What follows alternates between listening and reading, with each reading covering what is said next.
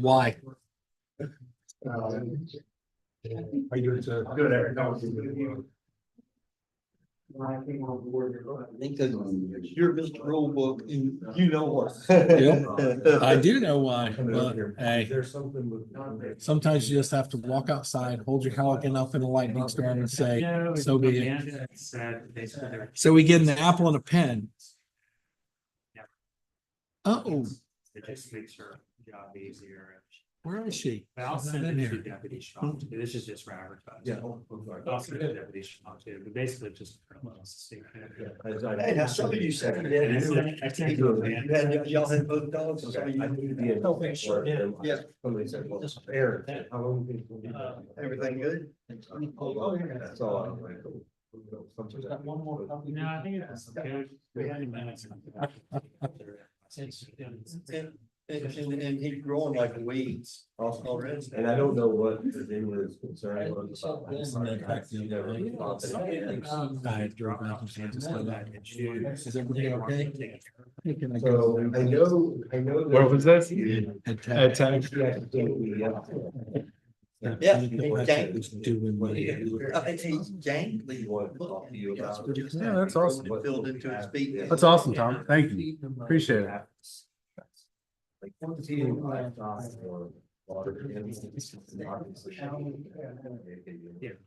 Hey, he got a country pastor.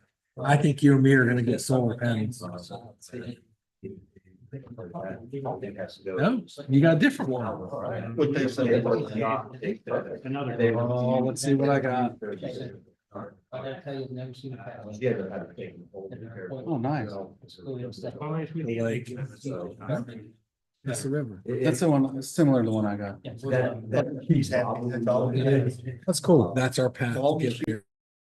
Dude, that's the same picture. It's the same photo, man. It's so pretty. That's great. All right, where is it? It's right Sandy Beach. Yeah. Sandy Beach. Yeah, where the island is in the S Bowl. Yeah. Once she has a chance. Falls right back in. That's it. You want your Reese Pieces? I'm gonna eat those first. I didn't get any Reese Pieces. Do you have Reese's? What do you have to trade? A good, I'll give you Reese's Pieces for a good one. Yeah, deal. Here, not down there. Deal. I like what's up. Oh, that one, I don't know, yes, we can use that. I just realized that clock. You know, when I was. Yeah, I this- go around picking this- people's computer, it was either this or the French doors. Welcome to the Fluvanna County Board of Supervisors meeting on September 18th, 2024. We'll have the pledge allegiance and the moment of silence. I pledge Allegiance to the flag of the United States of America and to the republic for which it stands, one nation, under God, indivisible, with liberty and justice for all.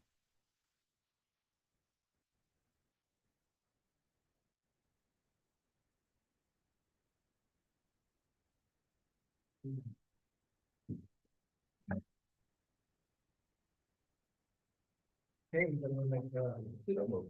we have any adoptions to the agenda? one. Come on. Nice try, Tony. Come on. Nice try. I think we've had one that we have not had a change to in the last 2 years. One, I would like to add under new business, rural cluster subdivisions, just to give the board just kind of so all the boards familiar with where the kind of, the requirements. And also, we just had a couple rural cluster subdivisions that went before the planning commission, and plus it was discussed during the board's retreat and stuff as well, so. Is that it? That's it. Want to make a motion? Second. I'm sorry, who made it? O'Brien. Mr. O'Brien made the motion, seconded by Mr. Sheridan, all in favor? Aye. Chair votes aye, 5-0. All right, county administrators report. Yep, Mr. Chair, members of the board, just have a few things to report. So a few new employees to report, that started with the county. So Christian Negron started with as a communications officer for E911. He started September 3rd. Magruder, who goes by MJ Fick, started with emergency services, and EMT ALS provider, started September 10th.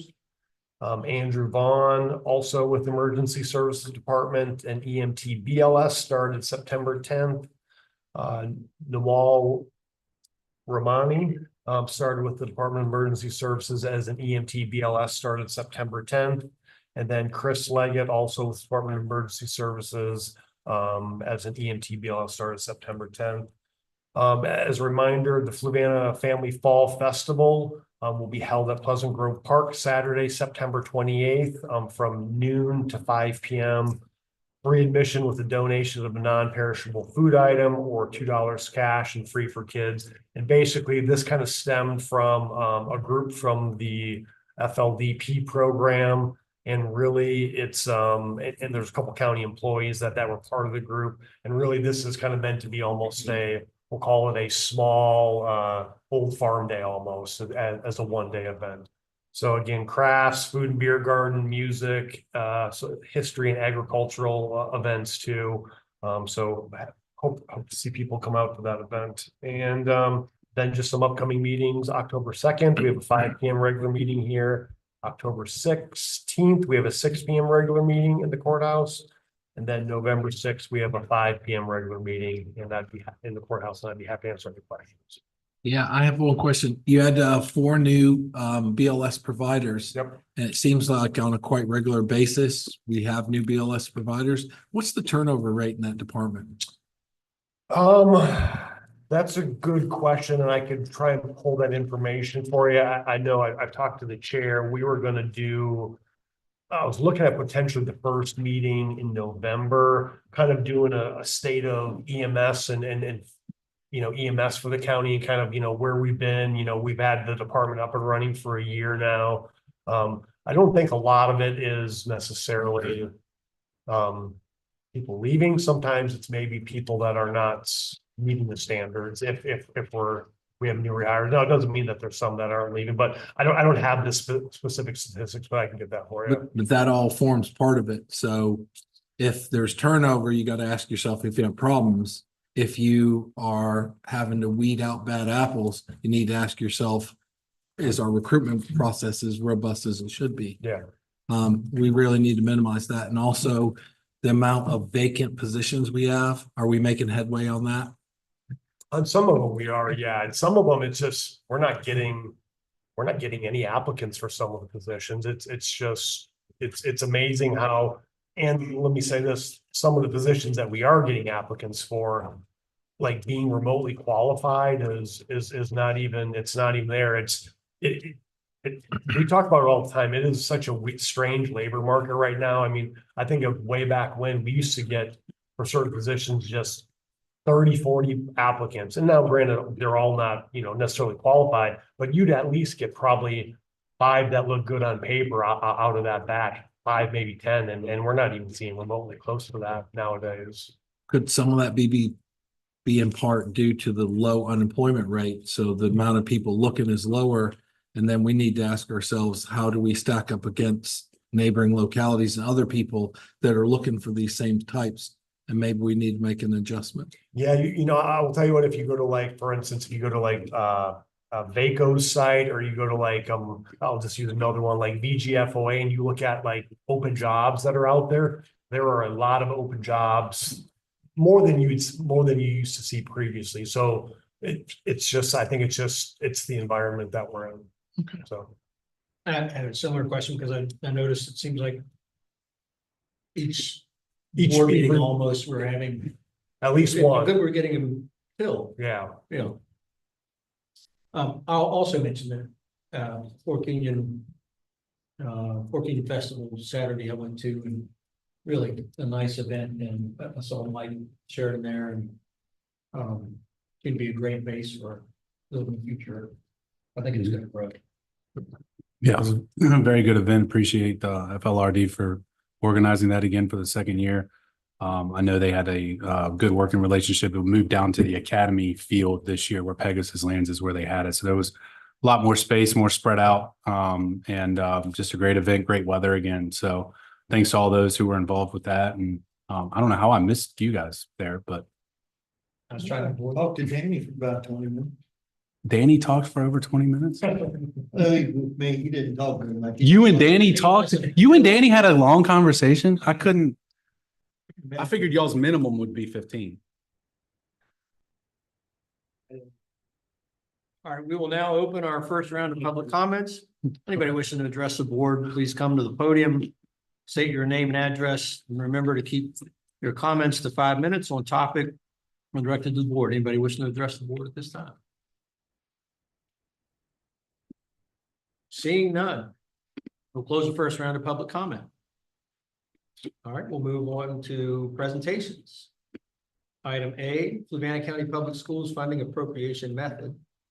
Eric Dahl, County Administrator, and Dr. Peter Bretz, FCPS Superintendent. So Dr. Gretz, if you want to come up to the mic, and what I can do, I can go through the presentation. If there's things that you want to address along the way, or if the board has questions, again, you know, some of this is just kind of based upon state code. Some of it, we got some information from VACO, so I'll just kind of go through it, and whatever questions the board has, we can stop and as we go. So just, you know, basically funding of public schools. So the Virginia Constitution requires that each county provide a minimum revenue sufficient to comply with the state standards of quality, which is also known as the required local effort. Each locality share is determined by basic aid formula and the local composite index. And the school board must prepare, approve, and submit its proposed budget by April 1 or at least 3 months prior. Again, the school board usually brings forward their budget usually around in February timeframe. So usually well in advance of that April 1st timeframe. And then again, the board of supervisors is under no obligation to accept the school budget. But they must fund at least the minimum required by SOQs. And then while the board of supervisors may reduce or increase the estimate submitted by the school board, and make appropriations or impose a levy for school purposes, that the board of supervisors cannot make changes in individual line items in the school budget. And the board of supervisors, however, may make changes in the total dollar amount, or if the budget was approved by a major category, as long as it's not below the SOQs. So then again, just looking at funding in total. So again, you know, currently, and then I'll reach on that, I'll touch on that later. Again, there's two ways to fund the schools, either funding in total. Again, you know, $1 amount that covers all the school division operations, or funding by major classification category. And some of them are below here, but I'll kind of go through them a little bit more as we go on. But those are the two basic funding methodologies. So a little bit from state code. So the underlying piece is kind of to bring your attention on. So this is under the Code of Virginia for appropriating funds to school boards and management of funds. Basically, if funds are appropriated to the school board by major classification as provided in section 22.1-94, no funds shall be expended by the school board except in accordance with such classification without consent of the governing body appropriating those funds. And then it just talks about, you know, that no school board shall expend or contract to expend in any fiscal year in excess of what was appropriated to them. In addition, appropriations by the county, the amount appropriated by the governing body for public schools shall relate to its total only, or such major classifications prescribed by the Board of Education pursuant to section 22.1-115. And 22.1-115 talks about the system of accounting and really kind of talks about the board shall prescribe the following major classifications for expenditures of school funds. And that goes down to instruction. Number 1 is instruction. Number 2 is administration, attendance, and health. Number 3 is pupil transportation. Number 4 is operation and maintenance. Number 5 is school food services and other non-instructional operations. 6 is facilities. 7 is debt and fund transfers. 8 is technology, and 9 is contingency reserves. And then per state code, and I'm not going to read all these, but these are these will be in the presentation, and the presentation will be online. under each one of these classification categories, it kind of gives a little, just a little verbiage of kind of what falls underneath there.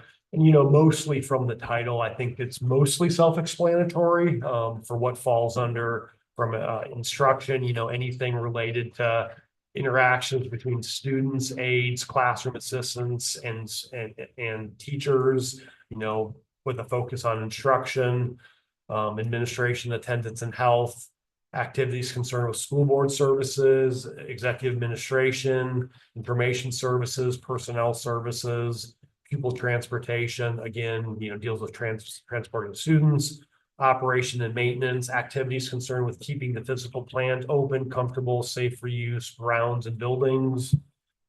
School food services, again, deals with, providing meals, lunches and snacks. Facilities, activities concerned with acquiring land, buildings, remodeling buildings, constructing buildings, debt service and fund transfers, obviously is specific to debt service. If there was any debt service that was specific to the schools themselves, currently the schools don't pay any debt service specifically out of their operational budget. Actually, when I started here back in 2011, I think there was some trailing debt service payments that the schools specifically were paying. I don't know how that came about, but there was a small piece that they were paying. Technology, again, anything technology related, and then contingency reserves. So currently the county funds the school board appropriations based upon a total only methodology, and that's been the methodology that the county's funded the schools as long as I've been here, probably for quite some time, is probably going way past probably that standpoint as well. Again, once the total only appropriation is set as part of the annual adopted budget resolution, the school board maintains control of expenditure classification within its budget. And then the school board uses the below major classifications to report expenditures internally and as part of the annual budget. So again, they use instruction, administration, attendance, health, pupil transportation, operation maintenance, technology, and school food services. School for food services is passed through. The county doesn't fund school food services. That's basically a self-sustaining enterprise fund. So the funds collected from, individuals for school food services pays the expenditures for that. And then again, choosing how to fund the categories for the schools. So this information was provided by VACO. So in March 2021, VACO surveyed member counties as to whether they funded their school system via a total sum or by category. Approximately 52% of the VACO members responded. Of those 52%, 56% appropriated by total amount, 44% appropriated by category. And then again, there's some note that several counties noted that they're considering moving from appropriation by total amount to appropriation by category. And again, when you look at that, I asked our auditors a little bit, is there any rhyme or reason? And it doesn't matter if you're a big division, you're a big county, small county. Again, some large counties fund by total only, some large counties fund by classification, and vice versa for small. There's no rhyme or reason necessarily. What are the potential determining factors of this decision? So one, it could have a determining which way to fund. It could have a state of relations between the board of supervisors and the school board, or the availability of and willingness to dedicate staff resources at the county level to provide additional oversight of the school division budget. So potential pros and cons of funding by total sum. A pro could be provides the school division with a lump sum amount of funding and leaves the details on how to spend that amount to the school board. Another pro, again, reduce staff burden on county employees to review the different categorical expenditures and needs of the school division. And then one con, the board of supervisors has reduced control over how the school division allocates appropriated funds.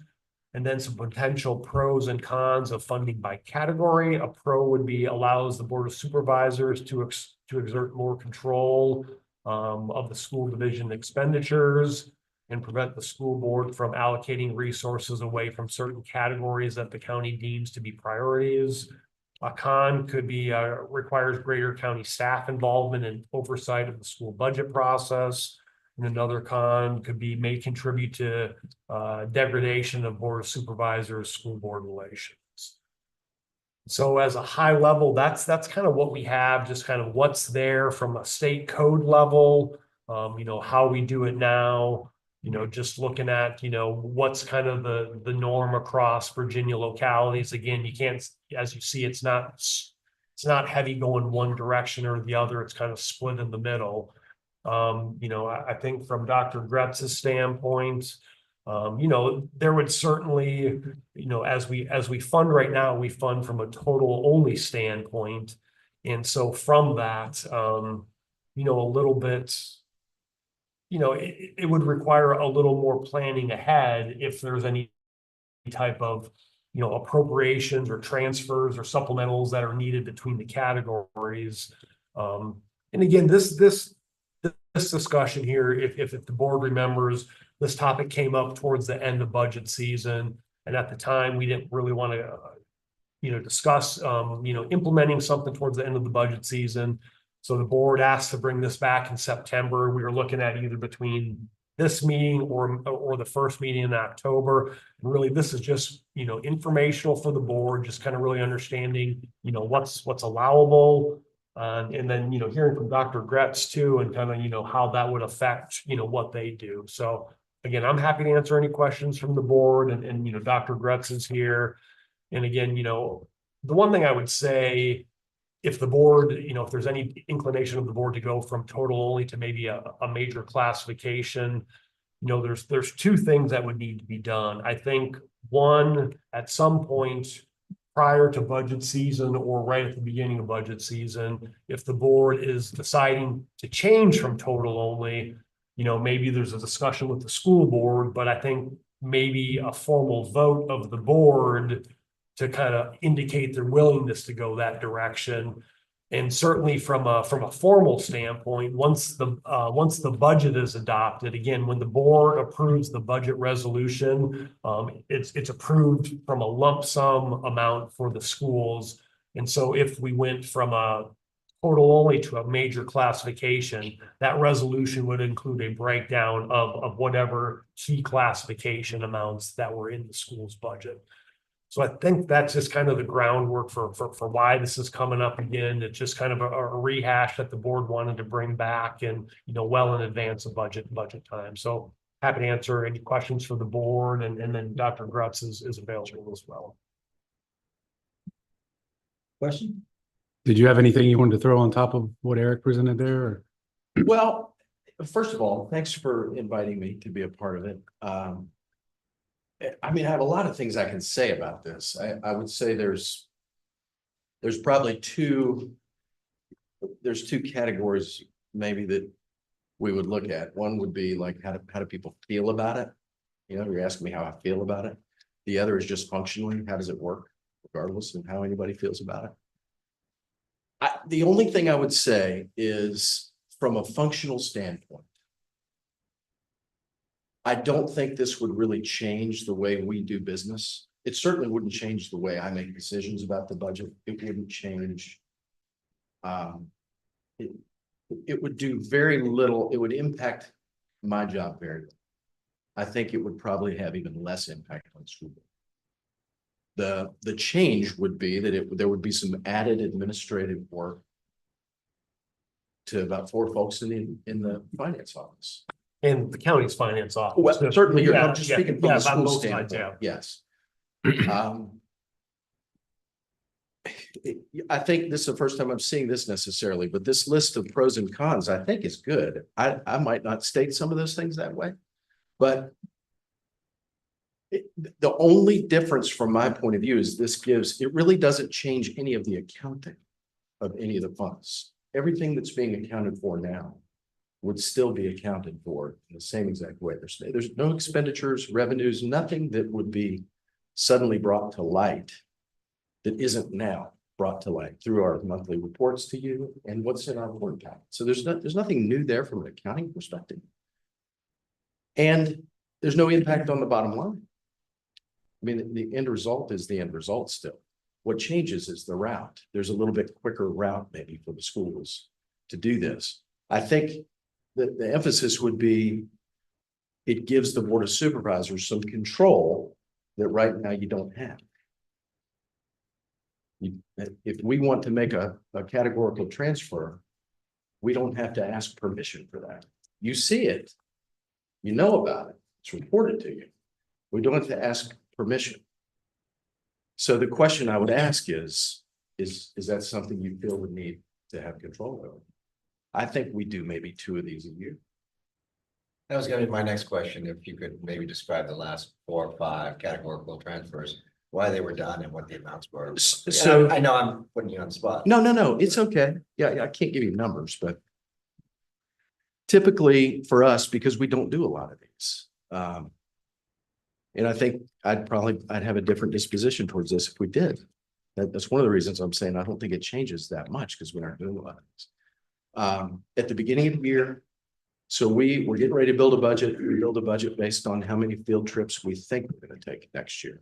Really don't know how much the fuel is going to cost associated with those field trips. I don't know yet what our bus driver rates are going to be or anything else like that. So there are a lot of unknowns. And so in the beginning of the year, we run a mock payroll, and that payroll insurance is a big unknown as well. We don't know who's going to take what insurance and what plans might change, who we hire and what insurance they might take. So in the beginning of the year, sometimes there is the need to do a categorical transfer to cover those expenses. And I would say that's less at the beginning. It's more an issue at the end of the year when there are potential payouts that we wouldn't have been able to plan for, retirements, payroll associated with summer school, potential fluctuations in fuel costs, like I said, associated with field trips, things like that. And I think, so if you look at what we've done, I think that's it. And in the course of a $50-some million budget, I mean, they're tiny. They're very, very small categorical transfers for whatever that's worth. So I think, one of the things that I'm just based on my experience, one of the things that I've seen, I'm not suggesting this is at all part of your decision or consideration. One of the things I've seen is either a disagreement between the 2 boards, the schools and the county, about how money's being spent. And most often, you would see that in maybe a county believing that the schools are spending too much on administration and what their view of administration would be, right? There's too many leaders, we're paying them too much. We don't have control over that. We're going to control it by funding that category, specifically the admin, attendance, and health category, differently so that we can control what you're doing with administrators. Again, I'm not suggesting at all that's what we're talking about. I'm just saying that's something I've seen. I don't perceive that that's something we have. That's never been socialized among the 2 boards. So I don't think that's an issue. And I'm not speaking for you. I don't think I think when you have questions about what we're proposing or even what we're spending, you ask them and we answer. So I don't think that's true. One issue with that, I will say, is that there's often a misunderstanding. I agree with Mr. Dahl. I think that they're pretty self-explanatory, but they're not 100% self-explanatory. A lot of people think administrators are all in the administration category. Principals are in the instructional category. A lot of people are surprised to know the school psychologists are not in the instruction. They're in the admin, attendance, and health. Nurses are in the admin, attendance, and health. So it's not all exactly what it appears to be. The other would be, so one would be a desire to have a little more control because of a disagreement in the way money is being spent. The other would be also a disagreement in the way money's being spent, but not only being spent on so much as our school division scrambling around at the end of the year, making unplanned, frivolous, large purchases to try to buy down the end of year money. We don't do that. We don't make those purchases. And if we did, you'd see them. So from my perspective, just coming back to the original question, it's going to have very little impact on me. It'll have very little impact on the school board. It will impact the staff that are processing. There will be, my concern would be with the timeline. If we do have invoices to address, needs to address, payroll to address, if that's coming up in June, we got to get it done before July. And so if we have to ask again, we do very few of these. So I think there's a little bit of a circular questioning where you could ask me, why is this a big deal? If you're only doing a couple of them, why is it a big deal? It's to Pete Gretz, it's not. It's not a big deal. And then the schools could ask, we'll only do a couple of these and we're not doing anything out of the ordinary. Why is it a problem? I think. So in terms of averages, I'm sure you probably know this number. And I think in the past, maybe 10 or 11 years ago, administrative costs seem slightly out of line with kind of the average for school districts and so on. You know where we fall right now in terms of administrative costs? And, I hate to put it just in administrative, but categorically speaking. You're talking about this category. Yeah, that category, but categorically speaking, if you looked at our categories and matched them up as a percentage of school budgets in relationship to sort of your typical school system of our size, you see anything that's out of whack? I don't. I mean, our schools, like most schools, for most of our budget, 80% of our budget is spent on personnel costs. And the lion's share of those personnel costs are instructional. So, I mean, It seems odd to me. And I get that might be, some of these negatives might be why some municipalities do it. It was odd to me to find out that we do that differently with the schools than we do with our own staff. And we don't allow our departments to move money around from one to the other. This is 50% of our budget. And it's good accounting is the absolute opposite of emotion.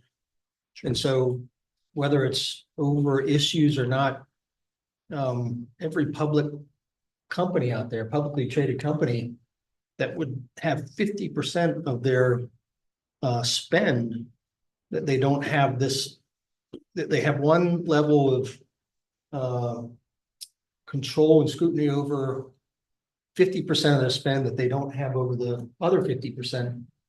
It's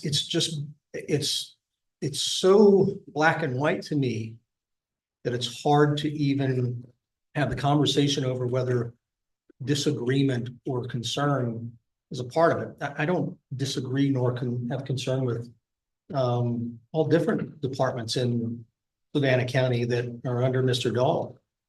I also expect that we have certain scrutinies that that we don't completely have with the schools. And when you have, according to Mr. Dahl, several years ago, almost 50% of the municipalities in the state of Virginia that do this, and that others were contemplating it. And I think, didn't you say our auditor said that of all the municipalities he deals with, roughly 50% he would guess are doing categorized? Well, yeah, I mean, out of the ones that they do, and then that kind of aligns too with VACO's survey that they did of members. It's again, the ones that do, of those 52%, 56% do total only, 44% do by category. And so that's not, I don't in any way believe that many municipalities in the state of Virginia, just call it 50%, are doing it because they felt somebody's doing something wrong. I suggested, I suspect that most of them felt it was just a good accounting practice. As we do in so many other categories. So I think we're going to the emotion side sometimes in this conversation. And I'm missing where we're just not going to the accounting side. Well, that's why I asked the question, what's the total of transfers between categories? If you put, if we're talking millions of dollars, that's one thing. If you're talking 50,000, 100,000 on an $80 million budget, why are we putting in additional, levels of work and energy and effort in order to address, what is in particular in our contingency funds, I mean, it's sort of like, okay, it's a contingency amount and it's a transfer that I imagine in these transfers are being talked about and reviewed with the school board as well, too. They have to be approved. You have another body that's looking at it. That's elected, that's not appointed, that's elected, That's and I elected. would like to know how many of the groups that do this have appointed school boards. Not that that makes any difference versus elected school board. Man, somebody, they do the exact same election that we do. I think And for that purpose, But- to be in charge of that budget. in all the years that I've been reviewing, the school board budgets, there was, and I did like this, and I think this was like a level of reporting that, was kind of important, but it was really around technology spending, and it was about transfers around technology spending. And, at that point in time, like we were arguing whether, Chromebook was the equivalent of a pencil, and whether it should be, the CIP or whether it should be in the regular budget.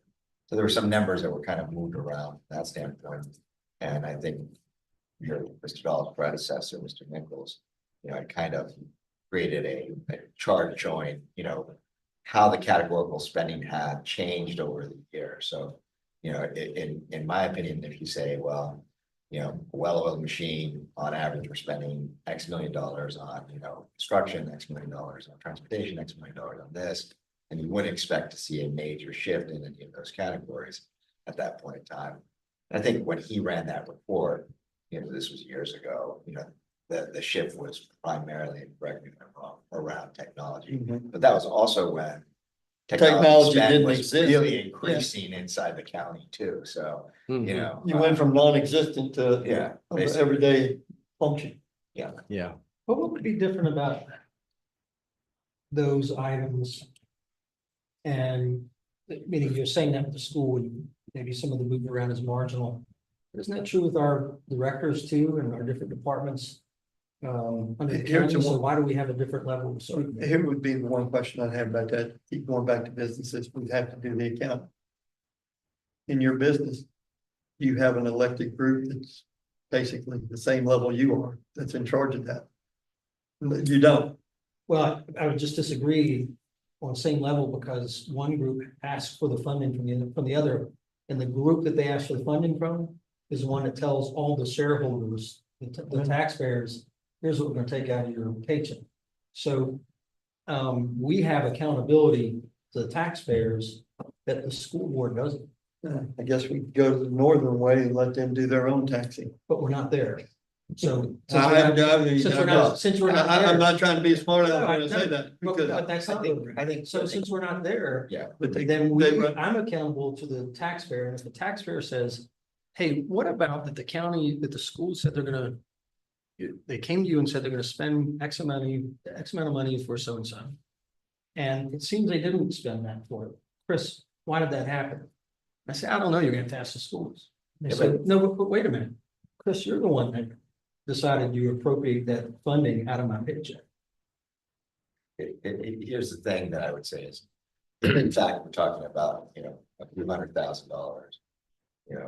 1% is $800,000. Right, so let's say it's, $100,000 it's being, that's 1/12% of the total budget. Why are we occupying our time and energy on that 1/12%? Why are we occupying staff's time? Why are we increasing government? I Or don't something know, that's important. I don't know where the numbers come from, but. That's why I asked the question. I said, how much is the categorical spending? How much have we done? And to me, that would be the thing. If there was a real differential there, and I think Dr. Gretz brought that up earlier, saying, if there is a level of distrust or there's a lot of these transfers that are happening, then that raises eyebrows. But, if you present to the board and say, in the last 5 budget years, these have been our categorical transfer spendings, that would be some transparency that would allow us to make a better decision. But in my opinion, if we're talking, sub 0.5%. I just don't know why, we're worried about that on an $80 million budget and the big difference between local directors here and his is he has the largest staff in the county, right? And so just variations in staff and spending, of course, on the fuel side can be very significant, as well as monies that come in, the timing of the monies that come in, which presents some difficulties. That would just be the one headache that I would see for us. It could end up being a headache for us. I don't want to spend. If they're under a I time don't constraint, want to spend time here. we're gonna have to call special meetings. Yeah. In order to approve stuff. Tim's been trying to say something. For a while. But I mean, Go on. so we don't do a lot of transfers every year. And the debate was going on about how much time and effort do you not in the finance department have to make an adjustment inside of Munis when they make the transfer anyways? Yes, So you're doing it already. we are. And with the track was a prime example of you have an emergency, we accommodate it. And if it doesn't happen but once or twice a year, I don't see why we're going round and round on this. Now, the questions I have would be what's your largest one you've done in the past 5 years? What's the smallest one you've done? What's the scope? What's those numbers in relation to the big thing? And I do understand a bulk of your budget is in the payroll category for Sure. staff. Absolutely. But the thing that I find really hard and where I have my question is I got the school's budget pack. And when I compare it to the budget pack I get for the county offices, they're two different things. I know where you're spending the money. When I see the school one, I couldn't tell you how much was in each of those 6 categories. When you guys brought up, If when we there's had, something different that the board wants us to provide, we can do it. It- We have a list of very specific expenditures Yeah. and revenues every month. and I'm sure the Everybody in school the public board, can see every pencil we buy. and maybe I'm not getting where that information's at, and a lot of the constituents are, because they asked me the exact same question. Yeah. Eric puts a book in the library. There's one in the county offices. You can look it up online. The school board one, I didn't even think the accounts payable reports were there until I discovered you have to go onto this site, click down, go to the bottom agenda, click another link, go here. And then I could see the accounts payable report. But the overall budget, I don't see that, the spreadsheet version, the breakdown. And when we had our joint session, I was kind of shocked when and I mean, I wasn't against it, paying the janitorial staff what they were, but knowing what our janitorial staff makes. So for 2 people working for the same county, getting their paychecks paid by the same taxpayers to have a disparity in the wages, I find that kind of shocking. Which And I I had no think there are a lot problem. of those disparities on both sides. Yeah, and I find it amazing because I was working for the county when we did a pay study and we look at other localities and we never looked at each other when we're really competing for the same ones. You want to hire a Yeah. grounds guy? I want to hire a grounds guy. We're fishing in the same pond that transparency should be there. And a grounds guy for the school should be making the same as a grounds guy for the county. The grass is the I thing. agree wholeheartedly. I mean, all of our salaries are posted. Yep, and I'm not saying I want to cut anyone's salary, Sure. but I think in the terms of equity, that 2 people working for the same county should be making the same thing.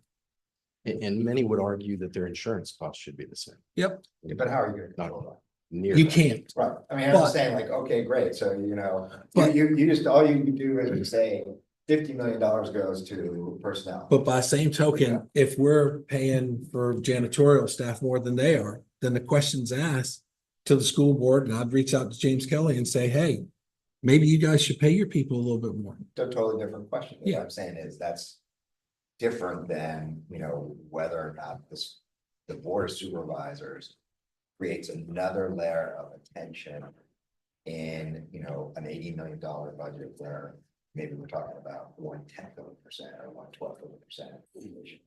To Yeah. me, we've got enough stuff to do, and I have enough faith in the school board and what they're doing, that I don't particularly see that as a good use of our time or staff's time to be advocating. Now, if there was But it's distrust, so rare. if there was distrust, I'd be all for it. But Tony, at what- present, there's not a lot of distrust. What is a 1/10 or you saying 1/10 or 12%? I'm just, I mean, again, if you heard me, and I said, if you could present, the last 5 years of the categorical transfer, of transfers, Mm. then we could determine that. He said it was a relatively small amount, right? So I'm assuming, What were the individual amounts, Dr. Gretz? Do you know off the top of your head? Don't. Come on, man, By you don't have that budget Could have memorized. brought them. I'm just saying, It's only $800,000 is 1% of $80 million. Yeah. Right, so, if I cut his number in half and say a small amount for Dr. Gretz is $400,000, that's 1/2%, right? Right, it's a 0.5%. Speculate. I mean, So I don't know what it is but for I'm our saying, staff either. for county I don't staff. know that it is, but I'm saying that would be important for us to know if we're looking at this and saying, why are we Yeah. creating a layer of bureaucracy where none is really needed? If it was 0.2% with county staff, would you say we shouldn't have that level of scrutiny? 0.2%. If within the county's budget, if it was 0.2% that they were moving around funds or whatever, like, my point is comparing the scrutiny of one compared to the other. Should we not have as much scrutiny as we have over direct county funds, the spending under county administrator? Should we not have that level of detail Or there? we do in a sense, because we have a personnel contingency fund. Right, so, there's movement, and all of those offices have relatively small turnover. A lot of the staff has been there for a long time, there's not a lot of changes.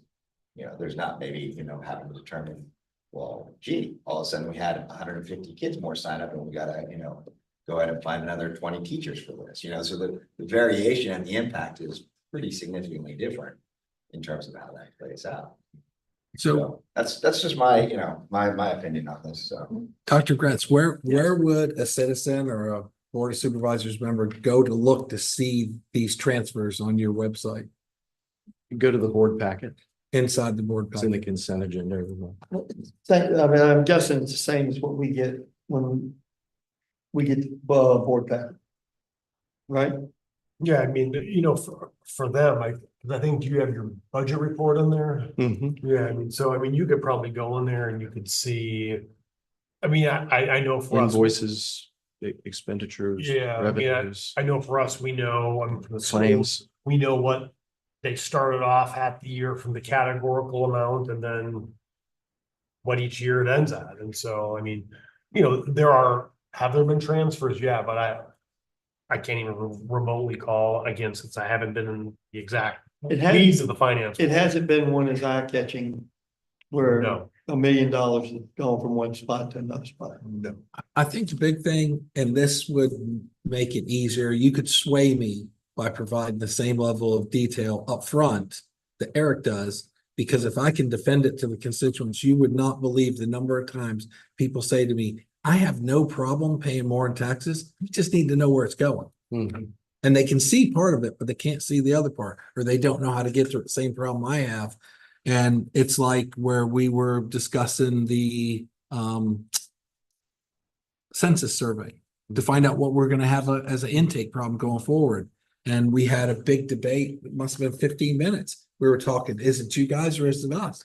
Really don't care where it happens. I just want to see it happen. But having that transparency where, I can go to the people and say, look, this is why we had to do this. Then it makes it a lot easier for me to get on board with not changing things if we have that level of transparency. Or that level of where people can find it and it makes sense. I mean, I want to make it clear, I'm not here to sway you No. about anything. I No, I didn't understand. come here to convince you to do something or not do. something. But you're a part of the conversation. Yes, absolutely, but I just want to make that clear. He's gonna do it. And the way I'm not we tell him representing the he's school gonna do it. board. No. They have not discussed No, this. I'm not exactly. gonna Dr. Gretz, presume. how do you mentioned that this would, something like one of these transfers we're talking about. Well, let me preface that with one question. So if you were moving, let's say you have line items for IT and you're moving money from one, say, sub line item in IT to another sub line item in IT, that's not something that, maybe this is more of an Eric question. Okay, it would be only if you were pulling from food services and saying going from people to transportation. That's what categorical. Okay. Yeah. Yeah, I'm just, You are not going to see the individual within the technology major. right. I'm just classification. making sure I've understood that correctly.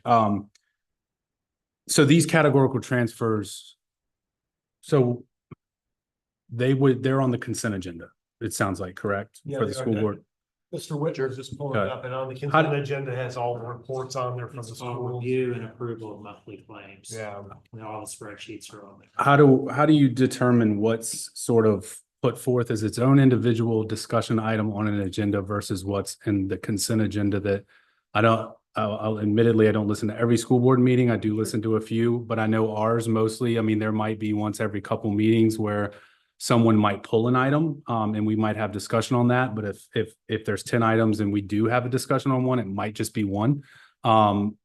So how do you kind of determine what gets its own sort of standalone action item versus what is included in the consent agenda is what I would call sort of I don't want to call it a log rolling type legislation, but an omnibus type action matter there. Yeah, well, it's hard for me to make a blanket statement about that, but I would say all of our supplemental appropriations are pulled out individually. They're part of the budget report. And the same thing would be true of a categorical transfer. I don't know that it would be its own independent action item, but it's definitely pulled out, and it could be, just depends. So unless the school board Nature member, of it. unless a school board member were to pull that consent agenda item for its own discussion, there would never be any sort of general discussion from those 5 members about that transfer. There could be. If I they would say pulled there it, Never, right? even if they didn't pull it, Okay. sometimes there would be. Okay. I think. They have to specifically approve any transfer of the categories. I think it would be instructive and helpful for the board if we did like a, 5-year, because I imagine you have it, you can just go ahead Sure. and change your spreadsheet, your balance sheet. Or your income statement, your income statement to reflect the various different categories over 5 years and the percentage of change in the categories. That would be an instructive thing, and then also having a list of the categorical spending for the last 5 years and the transfers that happen between those, so that we have some sense as to whether this is an issue. And of course, it would be instructive to hear from the school board in terms of their opinion, because I think that, while things can run smoothly, trust is a two-way street. There's a lot that has happened from that standpoint to be built up. But, you can also see where, boards that maybe aren't as on either side of the board, that are not maybe as well informed or as, used to the budget process, making decisions, that aren't necessarily healthy decisions. So I think, our job is to just make sure that there's nothing crazy going on. That's technically the school board's job, but our job is to oversee the school board as well too. And Sure. there's nothing crazy that's. I'd say that sometimes it's good to have not been in the game for so long. And therefore you question some stuff that maybe you do if you've been in it. And so having fresh perspective and asking questions that from a new perspective is often good. And I continue to ask, and I'm not sure if I'm getting it. What is different? This is just a 2 + 2 = 4. Getting rid of emotion and everything. What is different about this group than the other categories in the county and within good traditional accounting practices? I just don't know that this level of scrutiny or detail in the numbers is often not there in a publicly traded company. And I go back to, if you have roughly 50% of the municipalities in the state of Virginia doing it, then it's not over distrust. Clearly, many of them feel that they should meet the criteria that businesses and good accounting practices meet. I want to ask you, is there ever somebody said to me, one of the larger categories they would expect within the schools would be that, as far as money that didn't get spent, would be in labor and the cost of staff. So if you're down, the scenario that was given me was something like, if across the school system, if you average being down 10 staff members, whatever that position is over the year. And if you just said those 10 rounded out to 60 grand apiece, or call it 65, that's, let's call it 70. Probably call it 80 with benefits and everything, 80 to almost 90 almost. It fluctuates so. Yeah. It depends on if you're talking about maintenance, if you're Yeah. talking Right. about school bus drivers, So- you're talking about teacher. So let's A just beginning teacher, you're looking at about 65, Yeah. So let's would just be my call it, guess. let's call it 2 cents on the tax rate. Mhm. If one, wouldn't it be the case that that would be one of the higher categories where funding didn't get spent? I mean, it would seem that, how many employees total do you have? 500. Yeah, so over 500, it would seem that there'd be 10 positions at least throughout the year that didn't get filled if you just average it out. If you call that, It's less, okay, honestly.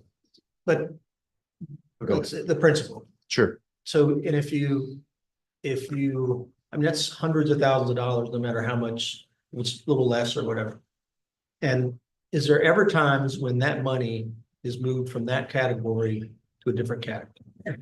Well, I just want to make sure we're talking apples and apples. There is no category devoted to staff. Mhm. I mean, they're spread throughout the different categories. Yeah, you have labor on this screen, you have labor in each one of those Sure. categories. You have Yeah. IT staff, you have staff that is doing operations and Sure. maintenance and yeah. And I don't want to nitpick words, but I mean, I do think it's significantly less than 10. Let's call it 70. Yeah, Let's call it I 6. think it's closer to 3 or 4, but Let's maybe it let's doesn't just matter. round it out to 5. Okay, And let's call that 1 cent on the tax rate. okay. So on that 1 cent on a tax rate, is there, just a straight question, is there money that's moved from staff positions that didn't get filled for that year to other spend? I can't sit here and tell you that's never happened. I would want to, first of all, I'd want Ms. Grasser to be here and I'd want us to have the opportunity to go back and look at all our expenditures, but that's not something that routinely we would do. I And that would be part of what's returned to you. every year. Right, you get that return, but I mean, for example, one example where I could see that happening is when fuel costs skyrocket, right? Just didn't have control over that, they spiked up. Sure. You know, you could have your budget in that side was probably low at that point in time, so. If that's your Yeah. largest piece, and that's more likely we might do something like that, but again, I think that's where, you know, a list of the category of spending, or Yeah. you're just providing those transfers as part of our consent agenda so that we can review it. You know, might be sufficient as well too. And if I understand what you're asking, and maybe the spirit of what you're asking. Unfunded positions. Even if they were, even if we would say we didn't fill 5 positions, let's take the money that was devoted to those 5 positions and spend it on X. Yeah. There's no guarantee that would come out of one category and go to another. But it could. It could, sure. So if you had open teaching positions, and that money was there, you could shift that conceivably to, let's call it technology. And that could be shifted over to that category at this time without, I guess, without us being able to overlook that and be provided some sort of rationale as to why that money that we provided in that specific area, or however it was that you packaged it, was shifted to another category when it was, and again, I don't want to say sold to us as you were trying to make it, seem like you needed these positions and you didn't because you ultimately wanted, I don't think there's any of that gamesmanship going on here, but when you get to the end of the year, it's conceivable that could be shifted to one of the other 6 categories rather than asking us for it in carryover. Is that correct? Your question is, are we able to do that? Yes. And the answer is yes. If your question is, are we doing that? I would say no. So when they ask for carryover, or when you all ask for carryover, or when they ask for carryover, that is,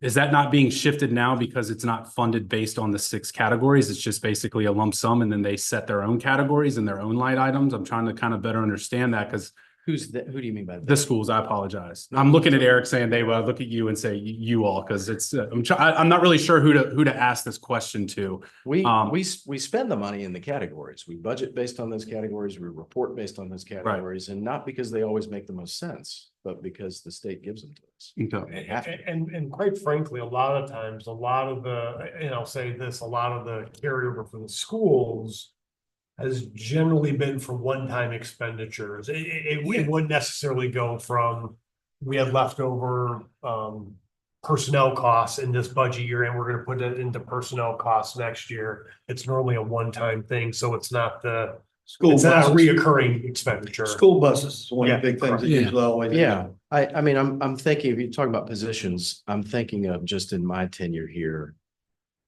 We had a school psychologist position that was vacant for. Well, for years. Yeah, I don't know how many, but for my, at least two. And so the school board had a conversation about how long do we keep that placeholder and hope we get somebody before we repurpose that? Not moving it without telling anybody, but when we build our budget, do we continue to build a budget with a position that we haven't been able to fill for 3 or 4 years? With the exception of the school psychologist positions, I can't think of a single position that we didn't fill. I literally looked at the thing the other day, and I think there was one special education teacher that was Great. advertised. Mhm. And that's probably where somebody had to go and walk away, something like that. So you're pretty adequately able to fill Yeah, almost all your positions. yeah, we're doing pretty well with that. 2 years ago, we made a huge jump Mhm. so that we could compete. You've heard me talk about that. Yeah. When we have to compete, 3 of the top 9 salaries people in the state are within a 40-minute drive of us.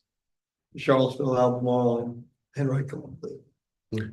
So, Dr. Gretz, earlier you mentioned, and Mr. Fairchild, I mean, you've kind of alluded to the emotional aspect of it and taking emotion out of it when you're budgeting, but, and I'm not, I agree with you to a certain extent there, but I want to better understand, I mean, in a small town, small community where, you know, we all know each other and see each other every day, it's important, I think, to understand, and I want to understand better. You've said yourself, and I'm being careful in saying this because I'm not trying to act like I'm using your words as a sword against you. I'm trying to articulate and get to my point here and have you sort of explain the emotion that's obviously and clearly involved here. You yourself said that it really wouldn't change very much, and that it really wouldn't cause any extra work, and that it may For me. for the schools, and that some of that extra work, which has to go through finance anyways.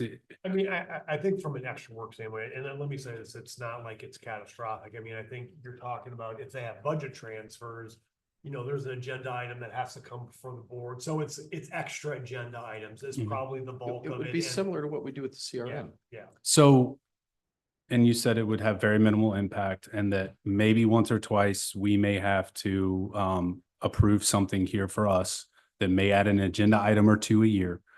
What is the emotional, why? Obviously, I don't think any members of the school board would, their first answer would be, yes, please do this.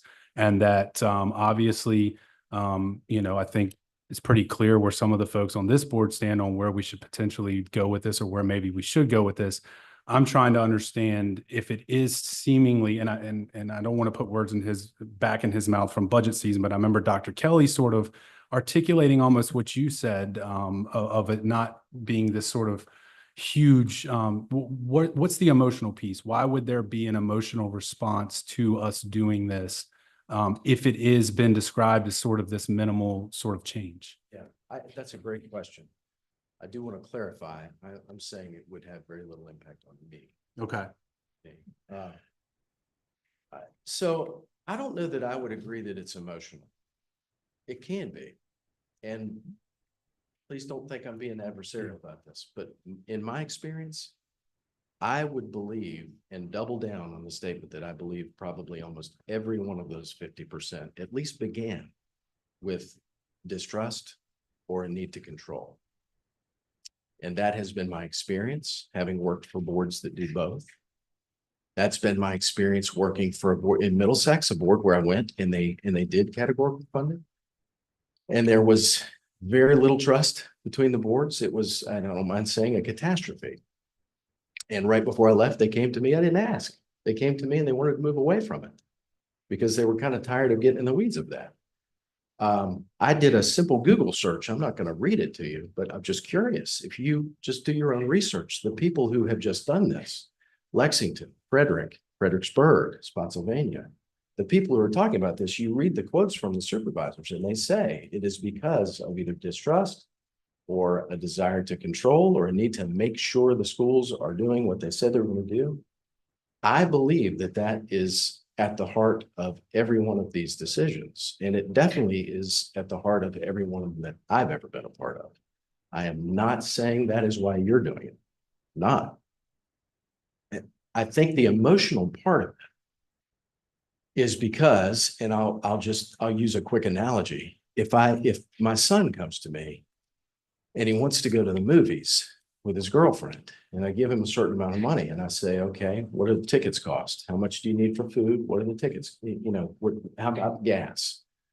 And I allot a certain amount of money for that. If my expectation is, I want to know what you spend it on, so bring me receipts. But the reality is if you get there and we thought tickets were $10 and they're actually $8, can you take that $2 and buy a chicken sandwich instead of a hot dog now? I'm okay. You don't have to call me and ask me. I'm okay if you do that. And if that's the way we operate, but I'm not trying to turn this into a joke. I really am not. I'm really trying to paint a picture. If that's the way we operate for a year, and suddenly I come to him and I say, I don't want you to do that anymore. I want you to call me. If you're going to move a nickel from what we say you're going to put in the gas tank to what we say you're going to buy for food, what happens is, and this was on the slide, I didn't come up with that. The con a lot of times that's associated with moving to this is a degeneration in the relationship. And I'm not suggesting there would be any emotional response from me. It's not going to change how I do business. What I have seen in other localities, and I encourage you to talk to your colleagues about it. If you want to talk to the people in Middlesex, I'll give you their contact information. I have great relationships with those people. John Lumpkins, who's the Commonwealth attorney, was the board chair when I was superintendent in Goochland. What happens a lot of times is that communicates to people, whether it's accurate, that communicates to people a level of distrust. I may not distrust my son, but it looks like I do. And the other thing I'll say is I'm not assuming that distrust is always a negative thing. Right? I mean, sometimes caring for people is not trusting. So you don't know me that well. Some of you know me better than others. I don't take it personally if you feel like you need to verify what I'm doing. It doesn't bother me at all. I think right now, I'll just try to be concise, but I think right now we have a great working relationship from Pete Gretz's perspective between the two boards. And there's great communication. And I would hate for something to be communicated to the public that there's a thought that schools are doing something they shouldn't do with their money, because I'm confident we aren't. Or schools are hiding something, or we feel like we need to have more control or more accountability. And for that to send the message that there isn't that trust. And then, when another locality where I've been, if my son thinks that he's not going to be able to make a decision to buy a ticket for $1.50 more because he's got to get me and maybe he can't get me, whatever it is, then what I would never want my son to lie to me about the price of the ticket because he wants to make sure he has a little cushion because he doesn't want to get in trouble. And I am not suggesting the schools would ever do that. I promise you, I will never do that. But that happens. Schools start padding what they're asking for. Counties start distrusting what they're being asked for. And it becomes, and it only takes 1 year for that to happen. And then nobody knows who's asking for what or why they're asking for what. And that my preference is, and I feel like I've done this, I can be painfully honest with you about what we need, what we want, how much it costs. To the tune of, we're gonna be talking, we get out ahead of the board meeting, but we're talking about giving like 0.7% back out of a 50-some million dollar budget. That for me to overspend, I go to jail for that. I mean, if I didn't trust and the boards didn't trust, I would make sure that we had a little more than 0.7.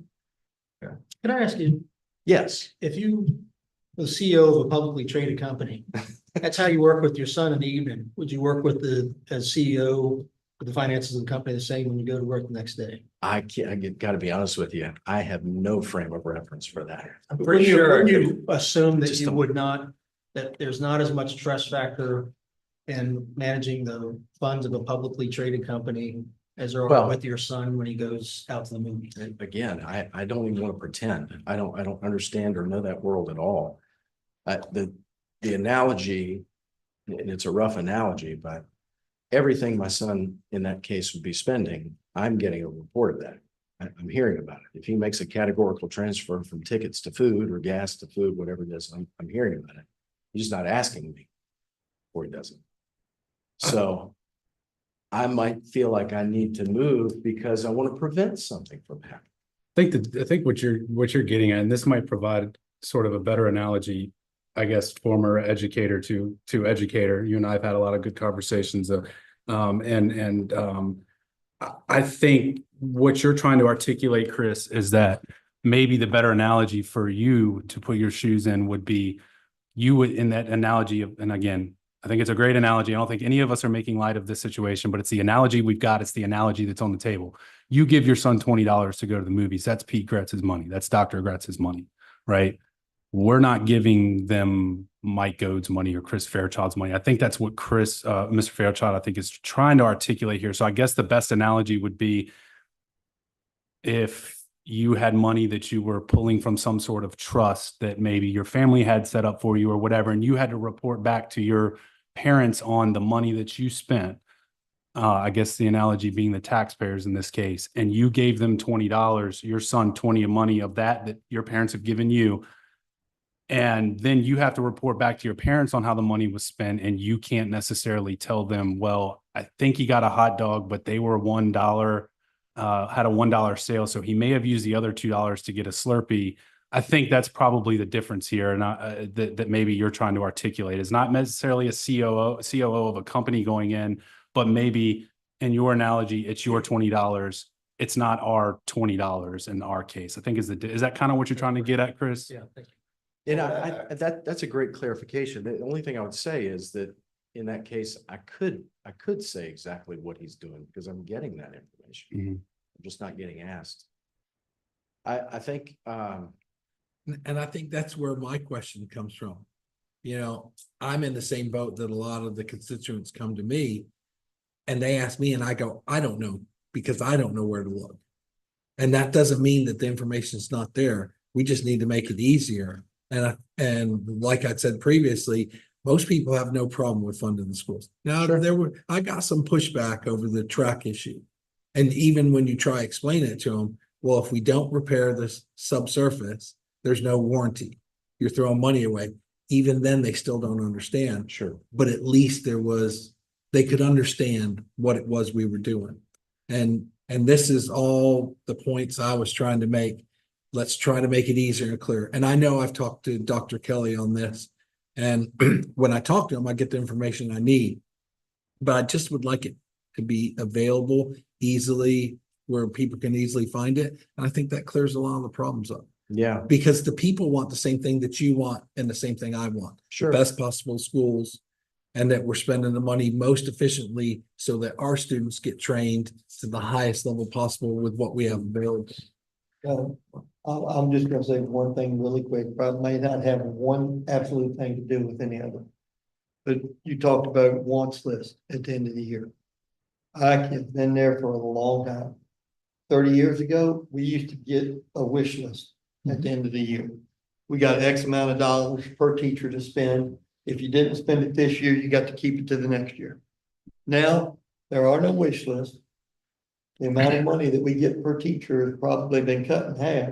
And as soon as we get that money, we try to spend that money, because if we don't spend it quick, it'll probably be gone because it's needed somewhere else. So that's the amount of fluff that's in it right now.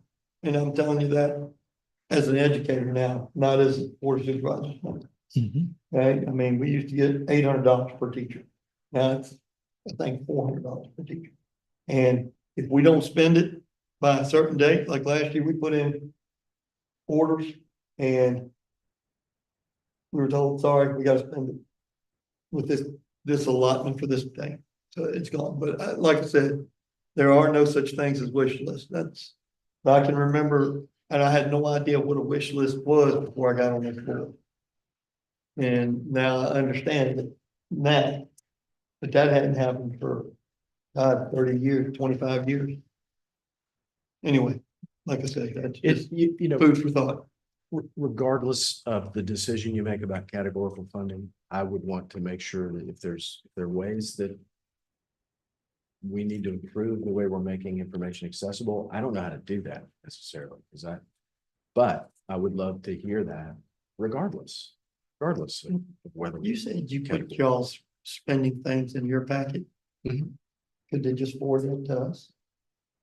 Yeah. I mean, I'm just saying with share file or something like that, as we get the others, It's on share file. yeah. But I mean, if I go find it, I'm saying just Yeah. Email. That's why I said, like, email it directly. we have to the us. categorical transfers and their consent agenda though too. Yeah. I can I- forward the question. I got two thoughts real quickly, and that is one, there are a plethora of bankrupt companies that weren't well managed, that are publicly traded companies. I can think of many. Okay, so just because it's publicly traded doesn't mean that it's properly managed.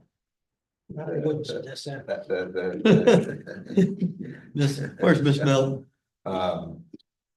The second has flown past me right now, so I'll come back to it, keep on coming back. Let me fill that space where you. I have a good question for you, Dr. Gretz. Yes, sir. Is the population study going to be included in your budget you submit this year? I don't know. I can't forecast. I'll We're text too Dr. early. Kelly then. I remember that, Chris, Please, which go. is, you know, that basically you had raised the question of, that they could, right? They could take the money and move it.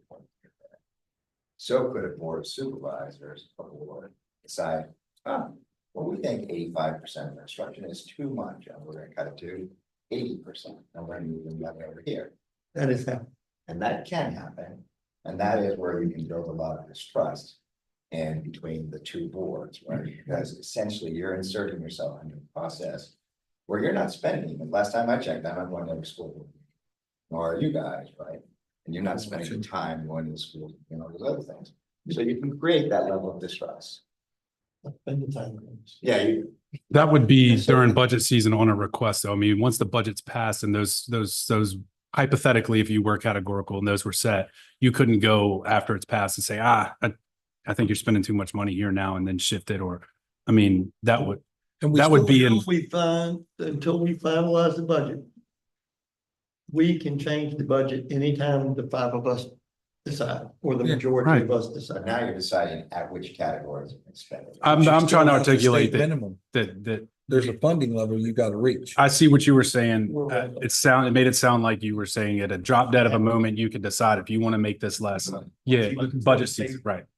So we weren't above it, we'd be the worst paid county in central. As far as if we did this, and clearly by this conversation, there's no distrust. And if the schools were to put out there, whoever it was, and whatever their association with schools, that this was a negative, that was a statement of distrust or an assault on the schools, or however that might be deemed or termed, it clearly is not that. So we can't control that. That would be on whoever would put that message out there, and it would be wrong of them to do so. There's been nothing here that's been said by anybody that's been said, what about what you all did here or there? Sure. And we can't control, we have to do what's right. I don't know, you get it. We have to do what's right. You know, sometimes change, I've learned it in my business with my employees plenty of times. Sometimes you make change and people are going to be unhappy about it. And then it becomes the way you just have done business for quite a while. And it's just, that's leadership sometimes instead of management. So I would, if we did make the change, I would hope that the schools would, maintain the same cordial relationship and not use that in a way that would create that divide. Yeah, I can't imagine anybody on the school side would do that. Yeah. I don't think, I wouldn't expect schools or county to be messaging anything about it. What I was referring to is how people interpret it. Sure. Thank you. Yeah. And by the way, it also seems it's emotional, even if it's distrust from most of that roughly 40-some% from the county side, that's still emotional. Either it's valid, either there's a lot of cases out there that municipalities like ours had to go, oops, wow, there's a lot going on out there. Or there's enough people throwing red flags, or it's emotional. And so whichever side is emotional about it, it seems to suggest by your assessment that, and it could be that the mass of that is an emotional trust conversation. And that's where I get lost in the whole thing of back to good accounting practices. I'm not sure. I'm not sold that we need to do this. I'm legitimately trying to determine what's different about a school system than everything else we do in government and everything we do in businesses. And I'm yet to hear if maybe it's been said, but I'm missing what that is. So it's just like, that's my struggle. Well, what I started with, I'm grateful that you asked me to come and to have the conversation. Thank you, Mr. Dahl. It doesn't impact my relationship really well. Amen. Well, I think you gave us fair warning that, properly, not done properly, and or that this can potentially result in distrust with non-existing. I think you tried to give us that warning. So yes, it does affect you. Well, no, I understand. I guess what I mean to say is I'm going to approach my relationship with the county the same way, no matter whether you do this or not. If you feel like you need to do this as a board in order to have a level of comfort, Pete Gratz, speaking for the board, it's important to me that you have that comfort. Thank you for that. If that's what you need. And I think if you provide that historical categorical spending, that would I agree. give that Yeah, transparency to it. I'm to see if happy to there's a do problem it. or not. Are there any other questions or thoughts anybody has? No, I would Dr. just Grant. echo Tony and say that I would like to see what the history of like last 3 to 5 years. I mean, I don't know if you can go back 5, but what would those boards have been taking votes on, and what were the reasons and rationales, and maybe when they were passing, you can go back and if there was discussion and listen to why that money needed to be moved from one place to another, just to give us a better understanding. I will echo something, and I think to lend support to the statement that I'm going to make, I'm going to show some cards that I wouldn't normally show, and would say that when you say I'm not going to do something, or Dr. Gretz, I believe words that come out of your mouth, because I think you're one of the most genuine people I've had the opportunity to work with since I've been in this position. And I do trust you. You may not always be here, and I'm not saying that I'm leaning one way or another, but you may not always be here. And I think that at least having an understanding of, maybe we don't go this route. And if someone says, well, why didn't you go this route? Well, we took a look at the last 3 to 5 years, and these were some things that happened. And these were some things that the reasons that those were made and those decisions were made, and they seemed to be valid. And we're going to maybe keep an eye on it, or do some things a little bit differently so that we have a better idea of when this happens, why it happens. I think at the end of the day, if we probably had that, and then could maybe look at some reporting things. I mean, I don't know where we're going with this direction on a formal vote or anything like that at some point down the road. I would certainly say that if the vote were tonight, I'd probably be in an abstention, just because I don't feel like I have enough information at my disposal to make an informed decision on it. And I think some of that, and anything else that you think additionally that could help us make a decision where we to take a vote on this would certainly be helpful from your perspective. We have roughly 3 months to hash some more of this out right before we're into budget season and so. and, As long as it's not the last item just before we close the budget. Thank you, Dr. Prince. Thank you, Dr. Grass. Moving on to action items. Mr. Chair, we actually need to jump to public hearings. This is not proceeding. Okay. All right, moving on to public hearings, item D. Adoption of the 2015 comprehensive plan. Mr. Fortune. First of all, can everybody hear me? Yes, sir. Okay, good. Apologies, I'm recovering from a bout of COVID, so I'm just taking precautions. Go ahead, Eric. So just to remind everybody, the reason we do the comp plans, well, there are a number of reasons, but it's dictated in state code 15.2-2223. Local planning commission prepares and recommends the plan, and the local governing body, in this case, the board, adopts the plan, and it's basically to guide the territory under its jurisdiction. 15.2-2230 stipulates that a minimum once every 5 years, plan is reviewed to determine whether it's advisable to amend the plan. Just to remind everybody, the county's plan was last revised and adopted in 2015. There was an update underway in 2020, but COVID happened, which kind of shut everything down. You can go ahead and go to the next slide, Eric. So the county's currently out of compliance with state code sections. So what's been happening and what we're trying to do here is a readoption of the 2015 plan, just making some basic changes to sections 2, 5, and 6. And I can go list by list, but just to give you a brief thumbnail, there are some wording changes and a few data changes in section 2, which is your land use and community design. And then sections 5 and 6, some wording changes. And also there are some demographic changes in section 5. There was a lot of employment data, which we did update for this current plan update. You can go ahead, Eric. And just one thing before you go on to, and again, this is assuming the board approves or adopts this evening, you know, as part of the work plan and the retreat that the board had, the board wanted staff to come forward with a kind of a plan and a process to immediately start on the next full-fledged reboot of the comp plan. So just a little preface there. And I think that's covered a little bit on this slide. And just to bring everybody up to speed, I'll get to that in a second. The Planning Commission did have a public hearing July 9th on the draft plan. They deferred action to August, and it was reconsidered in August, and the Planning Commission did recommend adoption. So once the plan is adopted, to Eric's point, the intent is to begin working immediately on the next plan update with the Planning Commission. And I am expecting that process to take 12 to 18 months.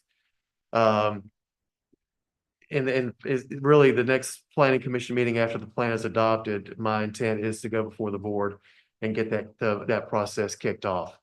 As far as tonight, after tonight's public hearing, the board will be asked to take action. There is a resolution in the packet for the board's consideration. You can go ahead and go to the next slide. And there's the resolution for your consideration, and I'll take any questions you have. Can I talk to Mr. Fortune a bit before the meeting got started, but just so some citizens would know that I'm asking the questions they asked.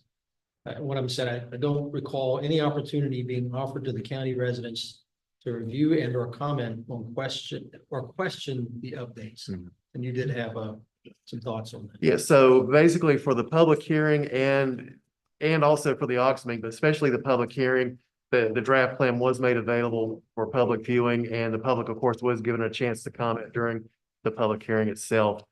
And then again, when we brought it back in August, the plan was also available publicly for citizens to review.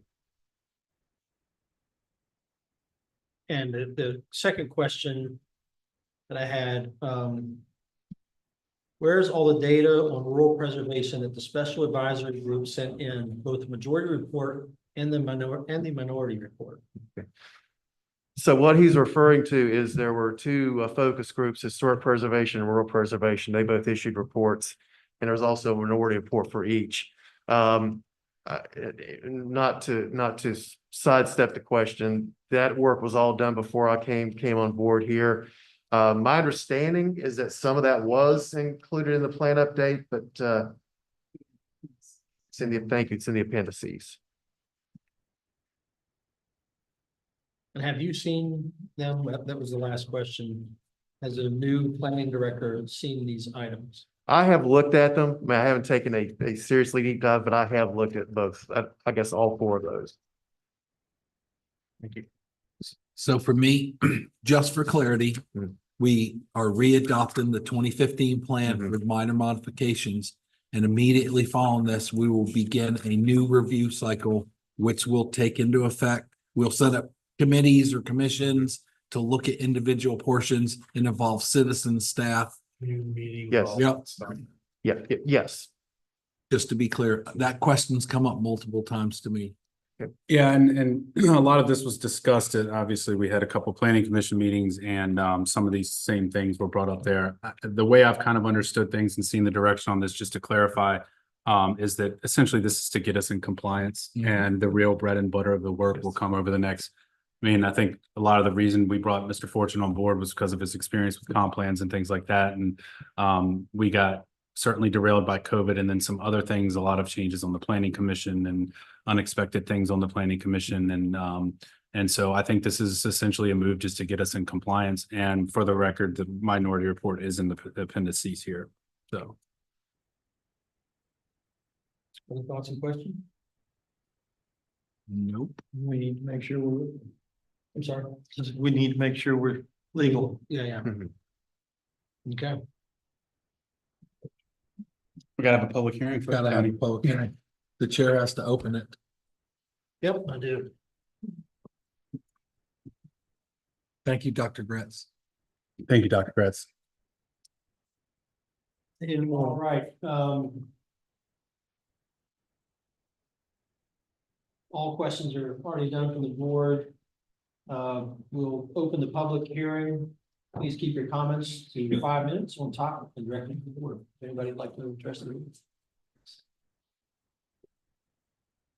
I'm Kurt Putnam, live at 16408 James Madison Highway. I'm in Columbia District.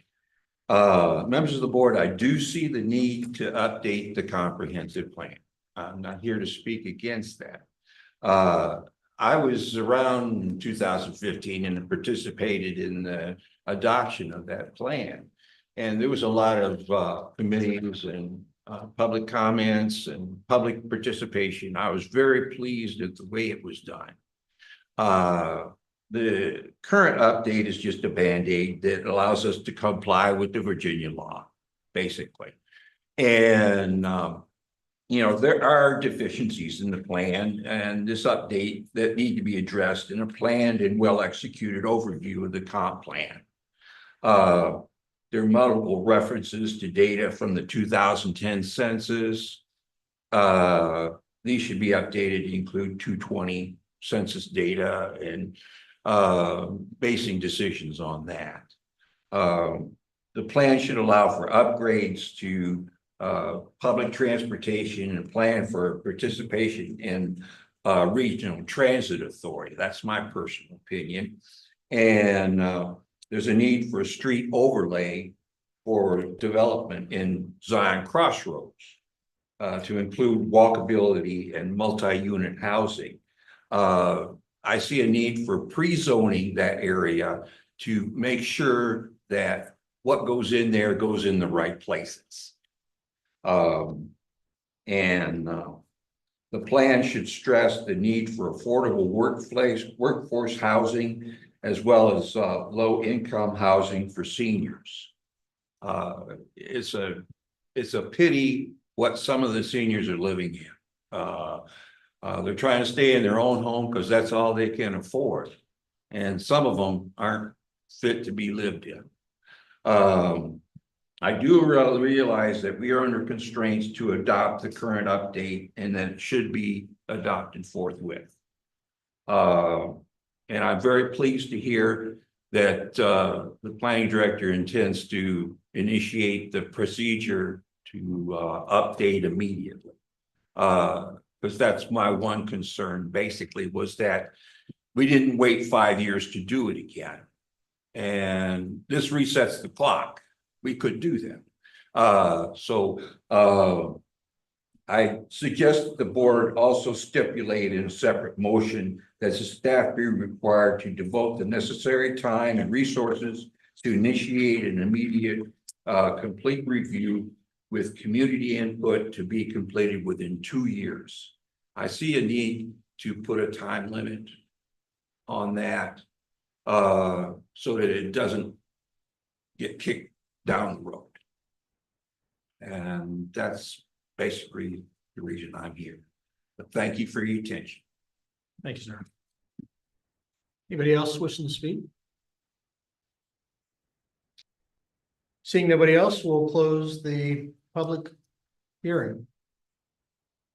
I know that that's what we've been working towards. We've had meetings and committees and groups set up to work on the comprehensive plan. We're just doing this now because it's been 9 years instead of 5 years. And we need to make sure that this is done within the next 18 months. Yeah, well, that's why I asked the question, but the other thing that it would concern me is if we set an artificial time limit and that's maybe not ample time. I would rather have a quality product that took 19 months than something that gets rushed and we miss something. Because there's a few places that we've come across already where we know we need to make updates to our ordinances, and you find out you made the mistake when the developer basically runs through a loophole or an oversight you had in there. So I'd rather go a little bit slower and do it right than to rush it. And, you know, if we try going too fast, then sometimes people, you know, conspiracy theorists, you're rushing it to try to stifle people's input and comments. And I don't want that either. I want this to be a community thing. Well, we haven't stifled anything because No. we've been Yeah. taking comments and input for the last year on this now. Believe Yeah. it, not about the right time frame, Mr. Dahl. Probably a little bit. A little bit longer than that. So we've already had a year and a half. We're already 16 months into it. I have the ultimate faith in Mr. Fortune that he will deliver us a quality product somewhere in the 12 to 18 months. And you know me for writing It things needs down. longer, Yeah. rather it be right. But like I said, we're not starting from scratch right here. We've been talking about this for. Yeah. It's three of the Suggested chapters, 24 months as. right? 3 of the chapters you've been talking about. Well, we've been Yeah. working towards I can't tell you exactly which chapters because nothing's been Yeah. really brought to us. So, I mean, by taking this action, you can guarantee that I'll have it written in my book, and next year at this time, I'll be asking the question. And if it's not ready, when we get through budget season, that'll be the first question I'll ask again. Mr. Fortune, can I ask, Okay. do you know roughly how many comp plans you've been a part of over your? I can give you a ballpark, yes, And just in the last, I don't know, probably 3 to 4 years, I've done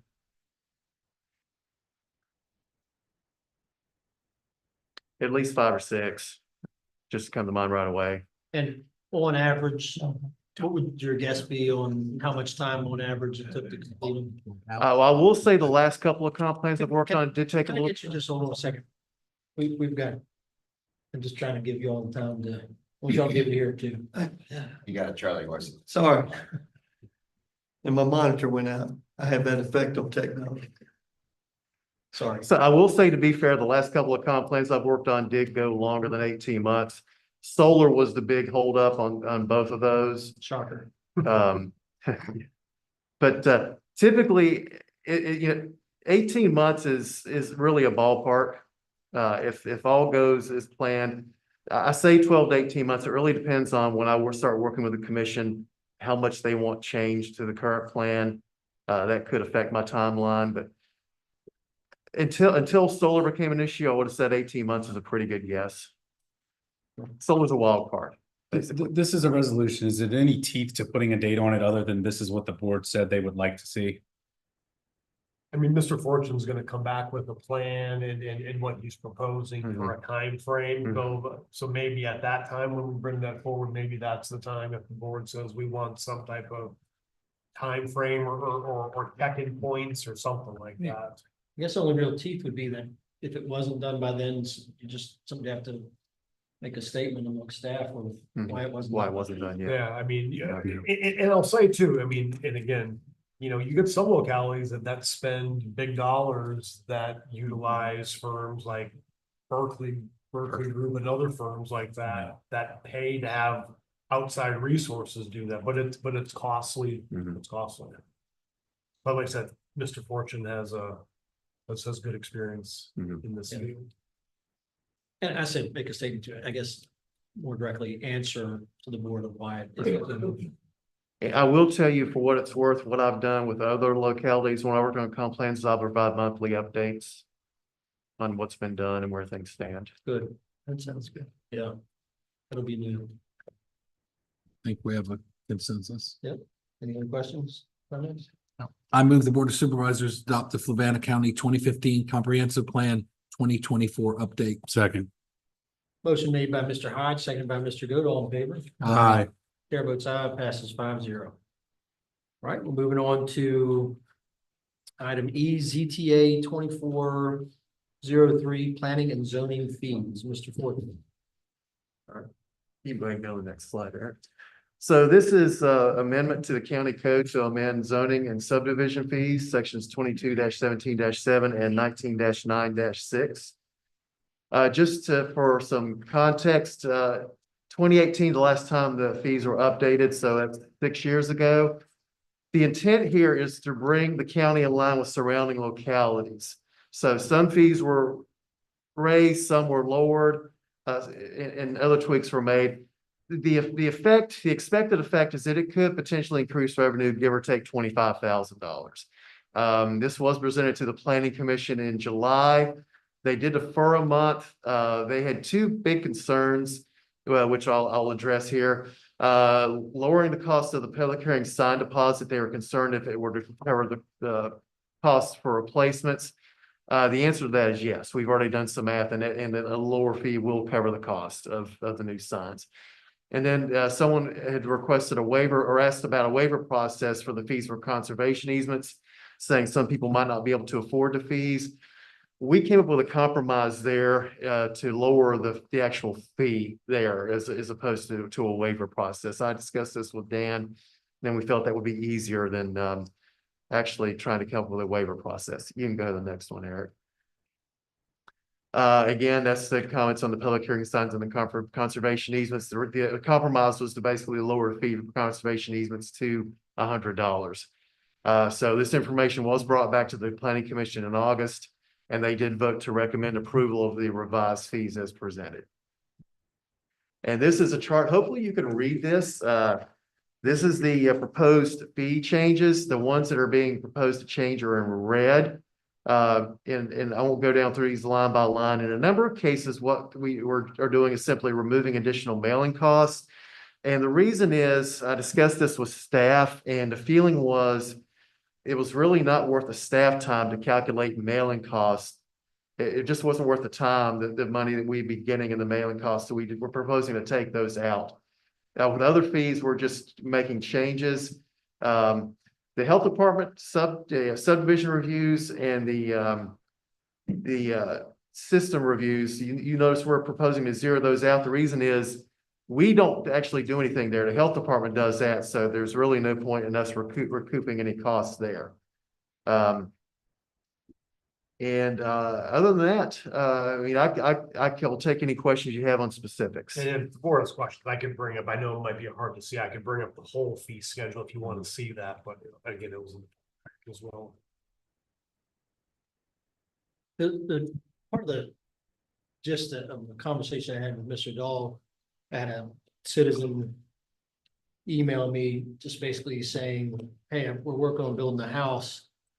And my gosh, these fees, and this is the concern of the citizen is this is basically a form of taxation of are we putting money in the general fund off of this? Or are we just covering our costs? And as Mr. Dahl and I said, of course, the want would be that we are just covering our expenses, that we're not building the fund off of it. And looking for a way to, I don't know what that is even, to be honest, to help ensure to this citizen that, In many cases, we That- don't cover the cost. Yeah, well, previously, I mean, again, some fees, I mean, and again, and Dan, you chime in too from your experience from other localities, I mean. Yes, I mean, because I know someone made a point before, okay, well, you already have county staff there, why are you charging me to do something that we're already paying for county staff? It's not like if they don't do this, they're going away. But I think a little bit sometimes too, county staff working on something very specific for one individual, that there's time that goes into it, and that kind of takes away some of the other things.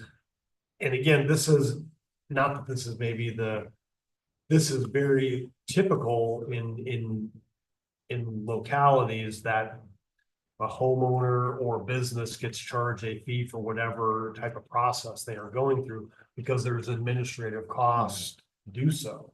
I mean, the fee for new single family construction is only $150. I mean, on the building side, you get the building permit fees.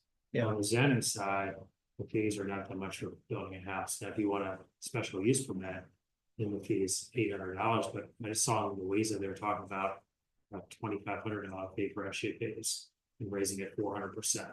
So we're definitely on the lower end as far as the SUP fees, but I think as well on the single family construction fees. and to what you said about the permit, what the person said was their permit for a 1,100 square foot house was $1,200.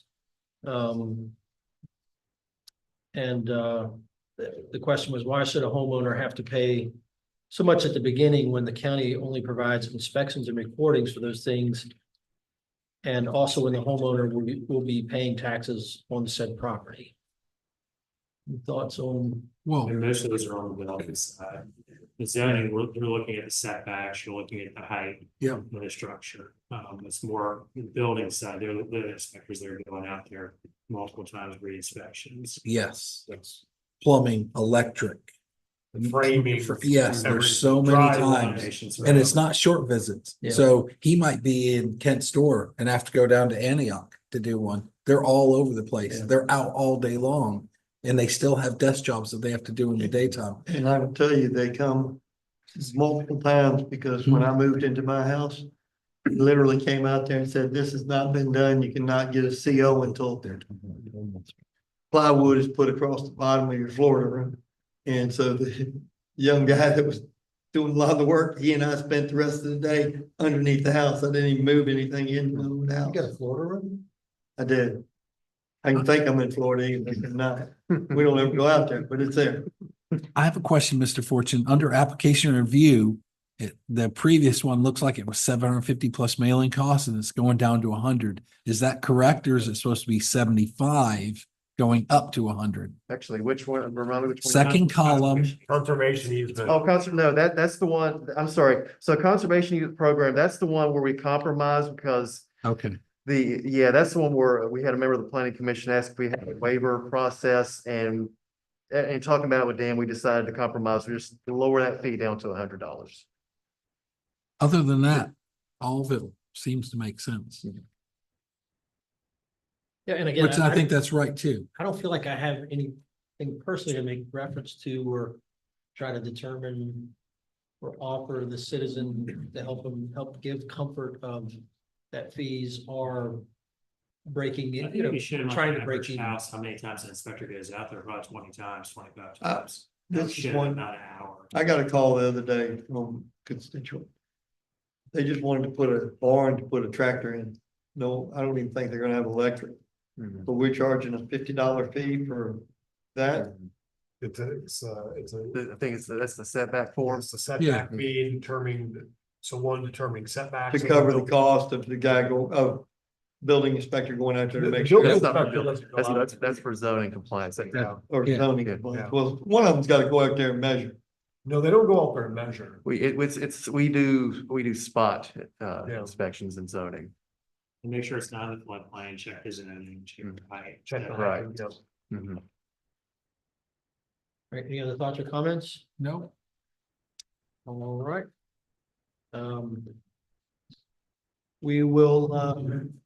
now have a public comment. Please keep your comments to 5 minutes on topic and directed to the board. Anybody wishing to comment? Crickets. Seeing none, we will close the public hearing. Anybody want to discuss?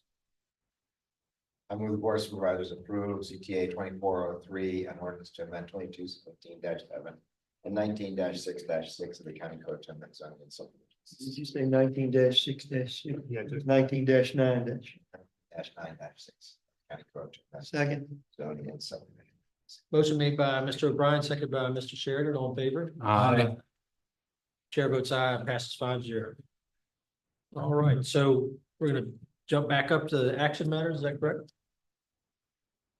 All right, item B, authorization to advertise dangerous dogs ordinance amendment. Mr. Whitten?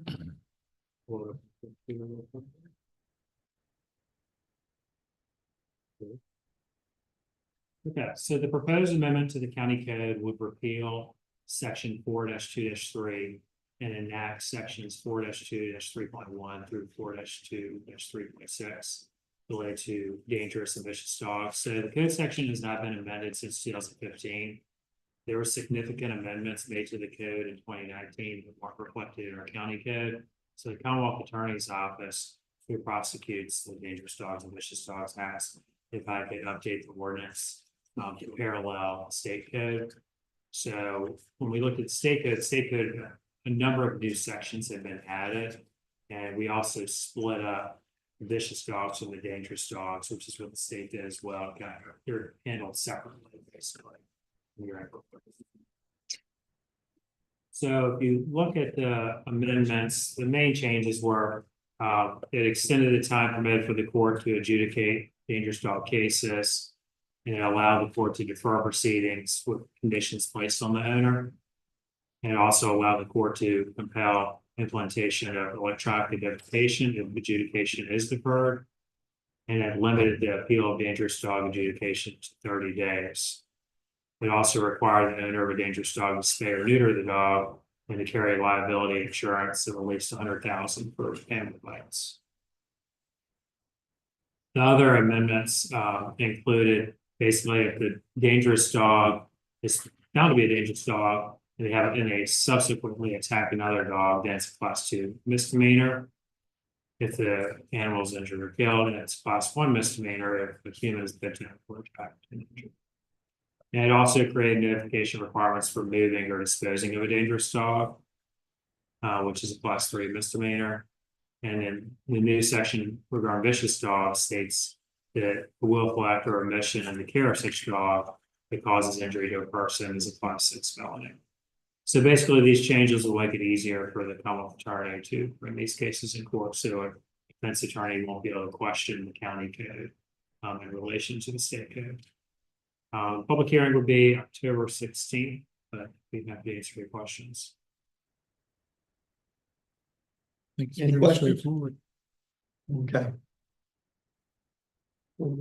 I move that the Board of Supervisors advertise a public hearing to be held October 16th, 2024 to repeal County Code Section 4-2-3 and enact sections 4-2-3.1 through 4-2-3.6. Second. Motion's been made. Here you go. Motion's been made by Mr. Goode, seconded by Mr. Hodge. All in favor signify by saying aye. Aye. Opposed? Vice Chair votes aye and passes the gavel back to the chair. Fight into that one. Oh, God. Woof, woof. Oh, man. All right, item C. Dad joke award. 2025 Board of Supervisors meeting dates. Just so this is a quick one here. So when we brought the budget calendar to you, I don't know, it was probably a month or two, I think it was a month ago. Really looking at the budget calendar. So originally the board meeting was the first meeting of January was falling on January 1st. So the board approved to move it to January 2nd. Really, when we look at that, the week before that, trying to get any type of board package together, you have the week of Christmas and everything. And just from a staffing standpoint and getting some time away, what we were proposing to move the two meetings to January 8th and January 22nd of 2025. And again, it still gives us 1 week then in between our first meeting in February. The nice thing with January this year, we've got 5 Wednesdays in the month, so it allows us some flexibility. So with that, instead of having the board meeting on January 2nd, it kind of shifts the board meeting away from holiday schedules and stuff a little bit. And we just thought it would be a little more efficient from staff providing some of the necessary materials needed from you. So that's it in a nutshell. Second and fourth. It would be the second and fourth. fourth Wednesday. Yeah, the second and fourth Wednesday. So it'd be January 8th and January 22nd. Color coding is just reflecting holidays. What's that? Your color coding is just reflecting holidays. Yeah, the pink on there on the little calendar, that reflects days off, the county's off. I was looking at that. Maybe you said, and I was looking down at my phone, putting these dates in, the January 29th through 31st. Yep. Is that what I'm seeing? Budget briefs. Yeah, that's generally when I would present my proposed budget, go through When we do it at the. yeah, the 2x2s. Yeah. Yeah, 2x2s. Gotcha. Yep. So it would be the 15th and the 8th and the 15th. The 8th and the January. 22nd. 22nd, okay. Yeah, so instead of the first and third, we're moving it to the second and fourth Wednesday. You said the 8th and the 22nd. Yes. Yes, sir. You really don't want to come in on the first. And I don't want to see you guys on the first. No, they'll probably be in hotel room in Utah or something.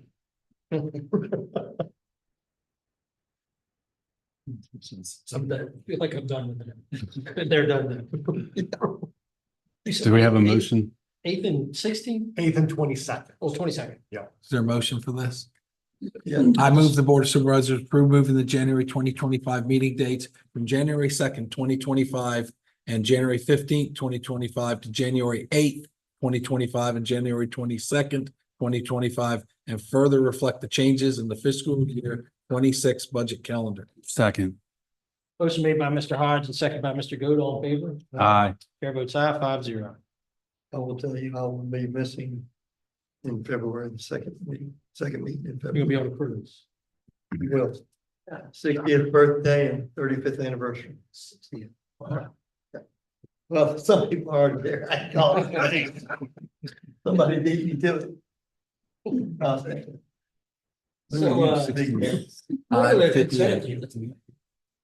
Anybody have any items you'd like to pull from the consent agenda? Oh, no. I move that we adopt the consent agenda as presented. Second. Motion made by Mr. Goode, second by Mr. Hodge. All in favor? Aye. Aye. Chair votes aye, passes 5-0. All right, unfinished business. Any unfinished business? Yeah, I have a couple questions. Yeah, one of them's unfinished. New admin building, where are we at with releasing the RFP on that? We're working on the RFP, should have it out, in October. Yep. Beginning of October. Can we ask a question? I didn't hear. The Yeah, admin building RFP, wondering the Oh. status of the admin. I think in the retreat, we said November deadline, but Yeah. we should have it out beginning of October. All right, any other Okay. questions? Yeah, do we have a kind of a document compiled from, I forget the gentleman's name. The retreat? Yeah, Yeah, we're gonna be bringing that forward at the next meeting. okay, Yeah, Mr. Payne, that's right. Kim Payne just got the document about a couple weeks ago.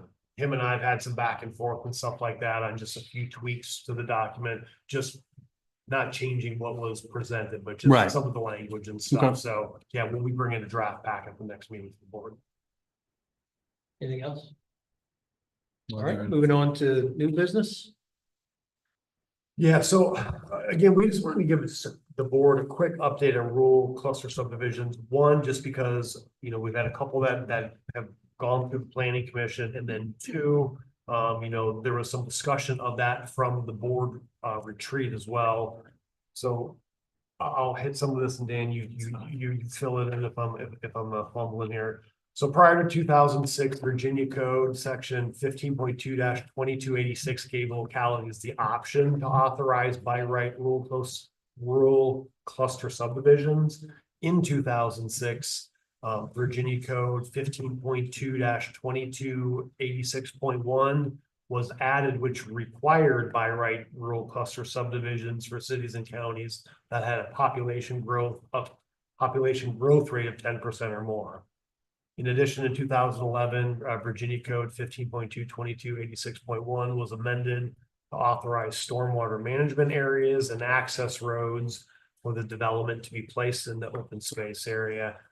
And as of the 2020 census, the county's growth rate was less than 10%, which exempted the county from the rural cluster subdivision requirement. And I guess I'll hand these off to Mr. Fortune here to take on some of these specifics. Yeah, and just to remind everybody, for section 22-4-2.1 of the county code, rural clusters are permitted by right in A1, which basically means the board has little or no say over rural cluster subdivisions. 22-4-10.3 goes into specifics on the regulations. We don't list them all here, but it's the more important points to keep in mind is that the total gross density is no more than one dwelling unit per 2 acres. So for instance, if you have 25 developable acres, 12.5 dwelling units in the rural cluster. Minimum 75% of the land is to be maintained in open space. It does allow some uses in the open space. You can still have a single family parcel, but that parcel, that residence has to be included in your gross density calculations. I'm not going to go down the entire list here, but certain agricultural uses, parks, playgrounds, recreation uses, public utilities, public uses, and of course, water and sewer can be included in that open space. And just continue on that, for rural clusters in A1, unless the lot is fronting an existing public road, your frontage and setbacks have to follow R4 requirements, which you see on the screen there. For if you have any lot or parcel fronting 2 or more roads, they conform to the frontage, minimum lot width, and setback requirements for all such roads. And then that last part is just going through the process through the subdivision ordinance 19-3-2. Again, the board has little or no role here. This is basically done through staff and the planning commission. Once staff receives a sketch plan for a rural cluster, we have 30 days to review it and provide comments back to the subdivider. And we have 60 days to actually present it to the planning commission and place it on the agenda for their monthly meeting. And then when it's presented to the commission, they have 45 days to review and make comments. And that last bullet point is important. The planning commissioner's role is simply to accept the sketch plan. They're not approving or rejecting, they're just accepting the sketch plan. You can go ahead, Eric. This next slide, it has to do with VDOT, Virginia Administrative Code specific, but it's really VDOT because you may or may not be aware that for a rural cluster to be accepted into the VDOT system, it has to have 2 entrances. There is a little bit of flexibility here. You can have an entrance to a public road and either an entrance to another public road or a stub out to an adjoining property. That one's important because one of the subdivisions we put before the planning commission recently had a stub out. VDOT has not given their blessing on that, and I'm not going to get into specifics there. But as far as that particular requirement, the VDOT district administrator can grant a waiver under certain conditions. And I bring that up because for a rural cluster that was recently accepted by the commission, our waiver was granted. Bullet points 1 and 3 there or were the grounds for granting that particular waiver. I don't know if you want to just read those word for word. I just leave them up there for your consideration. And then this is just kind of an example of looking at the most recent rural cluster, just to kind of give you a high level overview. This is our Rivanna Bend, which was the rural cluster that was just approved at the back of Sycamore Square. So again, this is what they use for the yield plan, and you can see all the lots as part of this yield plan are 2 acres or greater. Mm-hmm. And so from that, once they determine how many lots can fit in that, you can see right there, it's 76.71 acres, and you can fit 22 lots in there, which provide greater than 2 acres. And so then, how does that rural cluster then get fit into the remaining parcel? And that is the layout. Once you take 75% of the parcel, and then you back out, what is it, steep slopes, Floodplain. floodplains and wetlands. Mhm. So that was the rural cluster that was just approved recently. Just to kind of show you how it goes from that, and then this is what was actually approved. And this is one where VDOT did grant the waiver on the 2 entrance requirement. And you said it's at the back of Sycamore Square? What's that? It is That's at the behind CVS, right? Yes, Way at the in very the back of Justin I mean, Drive. it's gotta be, it can't be the piece of land that's the 75% for Sycamore Square, correct? Wasn't It that? has to be open space. Yeah. Right, it has to be, it must be a lot. Permanent open space. Yes. So this is just a map of the rural cluster subdivisions, and I know it's a little small. I have a next screen that kind of has more of a data driven, but you can see, you know, we've got Rosewood Manor down here off of Route 6. You have a couple, Mountain Hill, which was approved not too long ago. Fluvanna Louisa Housing is doing that one. You got High Mountain Acres. You know, there's probably a lot of them that you're familiar with that are right around Lake Monticello, Cunningham Meadows, Houchins Place, Island Hill, which was probably the most recent one besides some of these that were recently approved. That's right next to Broken Island.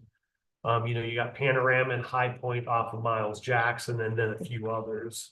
But this chart really here shows going back, you know, so the gray down below are rural cluster subdivisions that were either not approved, withdrawn, or they were withdrawn because I'll give you, for example, Ballinger Bluff at the bottom, the SUP for a central water or central sewer system was denied. But all the ones up above in the white area, those are, you can see there's a column for cluster name, tax map, zoning, the location, total acreage, the year that it was approved, and then status, and then, you know, how many are proposed and how many are built out of that rural cluster subdivision. And these include the ones that were just put in? Yeah, you can see Rivanna Bend right there towards the top. That one was just approved. Reventon Farm is the most recent one too. That went to the planning commission. Again, that was the one that was deferred, and that'll be going back to the planning commission. So this is just kind of a list of what we have for rural clusters. And you can see over here, you know, how many were approved and how many have been built out of what was approved. So Village Gardens was a rural cluster subdivision? No, I didn't. So it originally Well, went, yeah. it originally went forward as a rezoning, and then once it did make the rezoning, it went forward as a rural cluster. I count about 350 homes altogether, something like that. Yeah. Yeah. Over 20 years. Yep. Well, so 17 homes per year.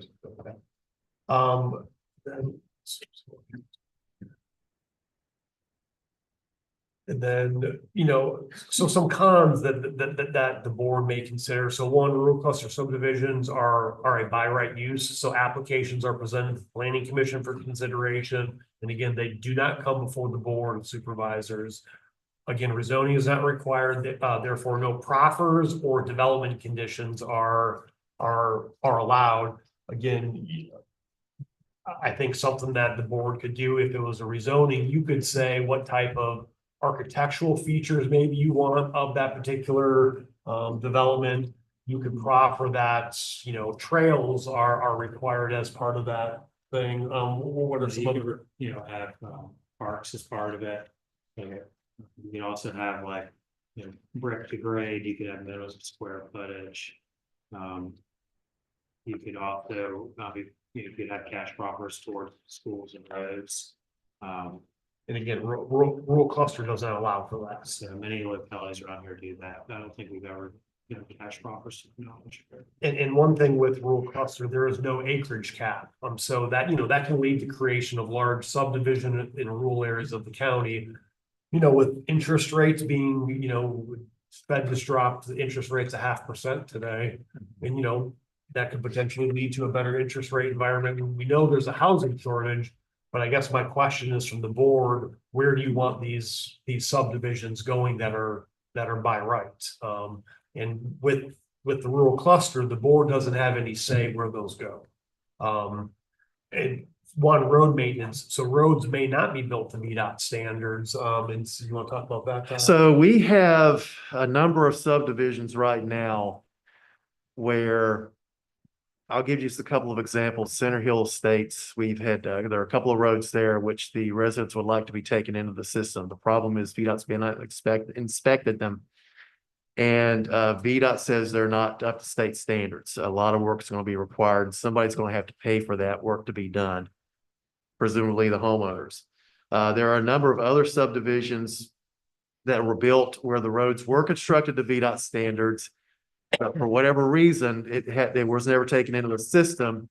And in time, the roads are deteriorated. Again, leads to an issue of work has to be done on them before VDOT will take them into the system. So in the meantime, property owners are on the hook for improvements and maintenance to those roads. And then maintenance of open space. Again, a rural cluster isn't required to have an HOA, which would manage the open space. Residential lot sizes are sometimes small, and that open space is used for the water and sewer. And again, there's no amenities required for open space trails, play areas, ball fields. Do you want a swimming pool or anything like that? So those are just some cons that we see as being there for the rural cluster. And Dan, you wanted to hit on some of the surrounding localities? Sure, so we looked at the surrounding localities and Albemarle County does not allow rural clusters, they allow rural preservation developments, which basically allow 5 or fewer lots of less than 21 acres and no more than 20 lots that are lots of 21 or more acres. And so then also, if you look at The next one on Louisa. we go to Louisa, so previously Louisa allowed rural clusters, they no longer allow them there.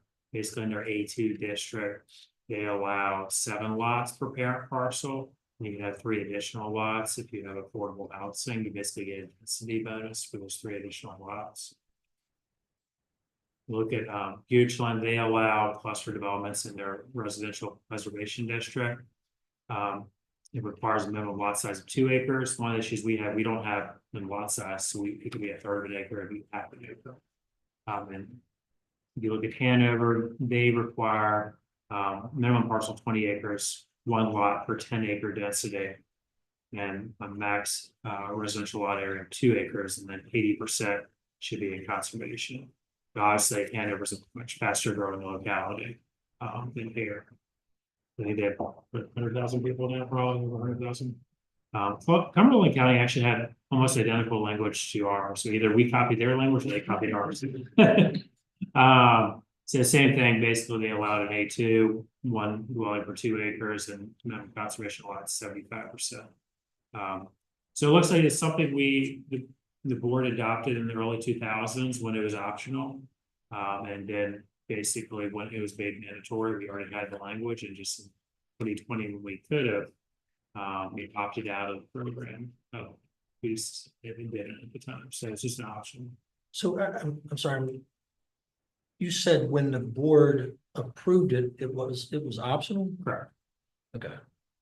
Back in 2005, We want- 2004, 2005 timeframe. We weren't growing faster than 10% back then.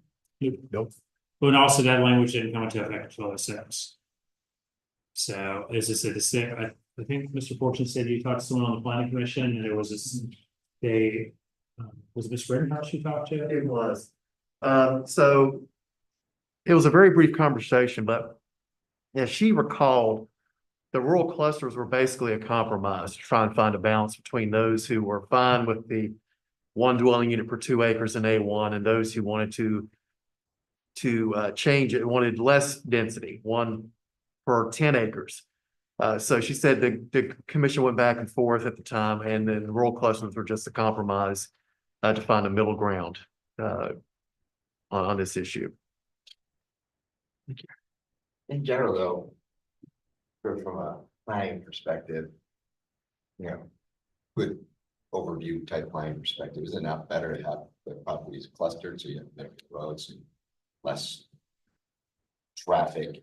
I mean, it's, you know, bus routes and all those kinds of things are kind of minimized when you don't allow it spread across the whole property from that standpoint. Well, I mean, yes and no. I mean, you are preserving open space, but at the same time, I'll give you the Reventon as a perfect example. That one's proposing 67 dwelling units, pretty much on the edge of the county. There's gonna be roads need to acquire them. There's a question of whether the public roads in place can handle the traffic that'll be generated. And of course, there's also the issue, the increased population is gonna place additional burden on public services. So, I mean, You should have 67 well and septic fields. Sandy, yeah, No, That's, they're close together. Yeah, that's so you can have special use permits. Present different options for the special, for the wells. That is an option. You can have a central water system, central sewer system, So. and that requires, that should be the. That would have to go to the That would board, have to go to the but if by chance they want to do just single well and septic fields and they can get it to work through BDH, then that's allowed. It's approved. Yeah. But to Tony's question, wouldn't it, by grouping them together, then create traffic choke points where these roads go on to the existing road system? Rather than 2 acre parcels spread out. So I come out onto the highway at my own parcel. And Mike comes out on his, but now if we're in a rural cluster, and I'll give you an example where I live, there's 2 choke points. And it worked for the Lake's main gate because, you know, they asked for turn lanes and did make it better. But that is a cluster point when people are trying to come in and out during rush hours. Get a traffic circle. Yeah. Well, yeah, I mean.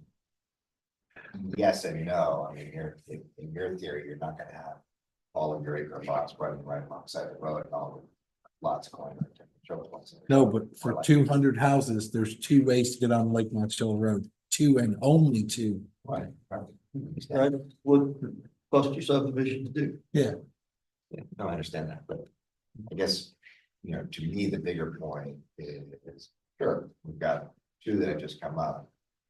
But even with all of that, in the course of 20 years, we've had an average of 20 homes built per year. You want to put it down to, you know, 1-3 per month or something like that. That's not really a lot of growth. And, you know, I think that the number of homes that have been approved through cluster, that have occurred through cluster subdivisions, probably exceeds the number of homes that we have approved for zoning changes.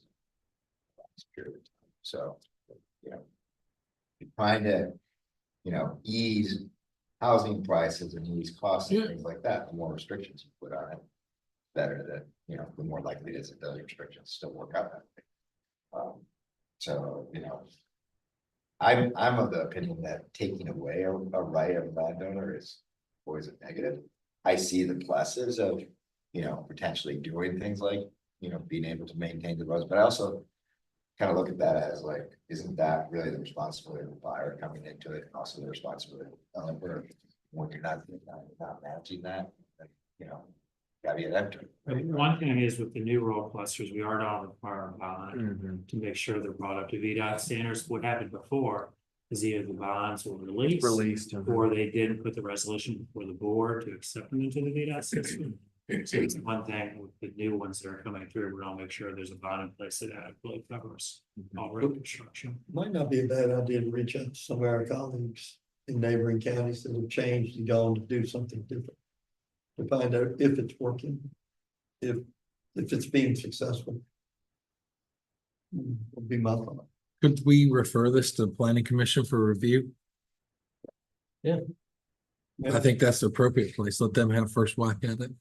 But I'm still saying, we talked about Albemarle's done away with them, Louise has done away with them. Goochland has done away with them, is that what you said? They only allow them in one, In one area, district. It's pretty restrictive. 2 acres. Yeah. No, I mean, and I'm It's a not little saying bit which different one's than good, but if they like the results that they're getting from making these changes, that would probably be something. Yeah. That we would look at. I think a lot of the things that you want to understand in that process too, as well as, you know, And granted, the natures of boards change, but.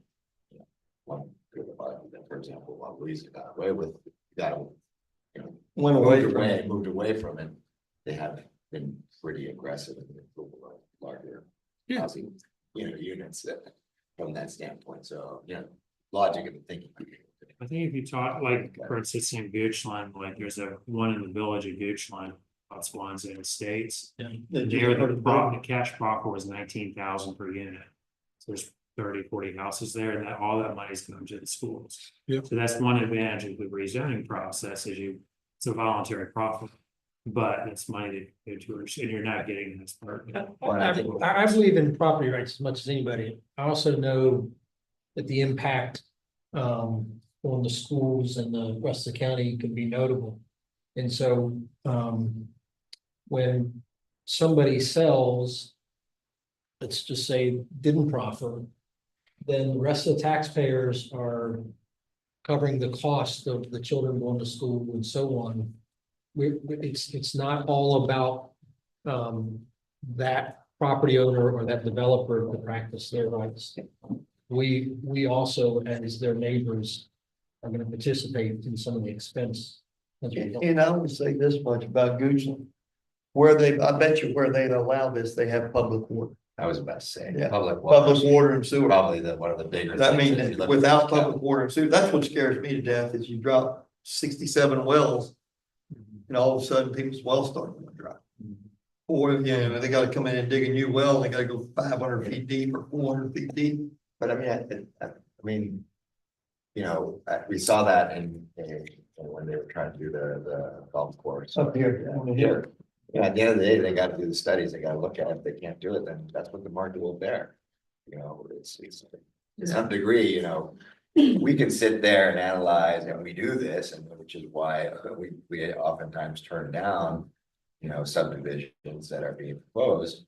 Because we nitpick away in terms of saying, well, that's gonna be too many cars there, that's gonna be too much of that. What would be proposed at Radamant Farms before was gonna be more cars than 67 homes that are there. Okay, there's an impact one way or another, but you can look at it and simply say, if you look at total growth in Fluvanna County over the last decade, it's at 6%.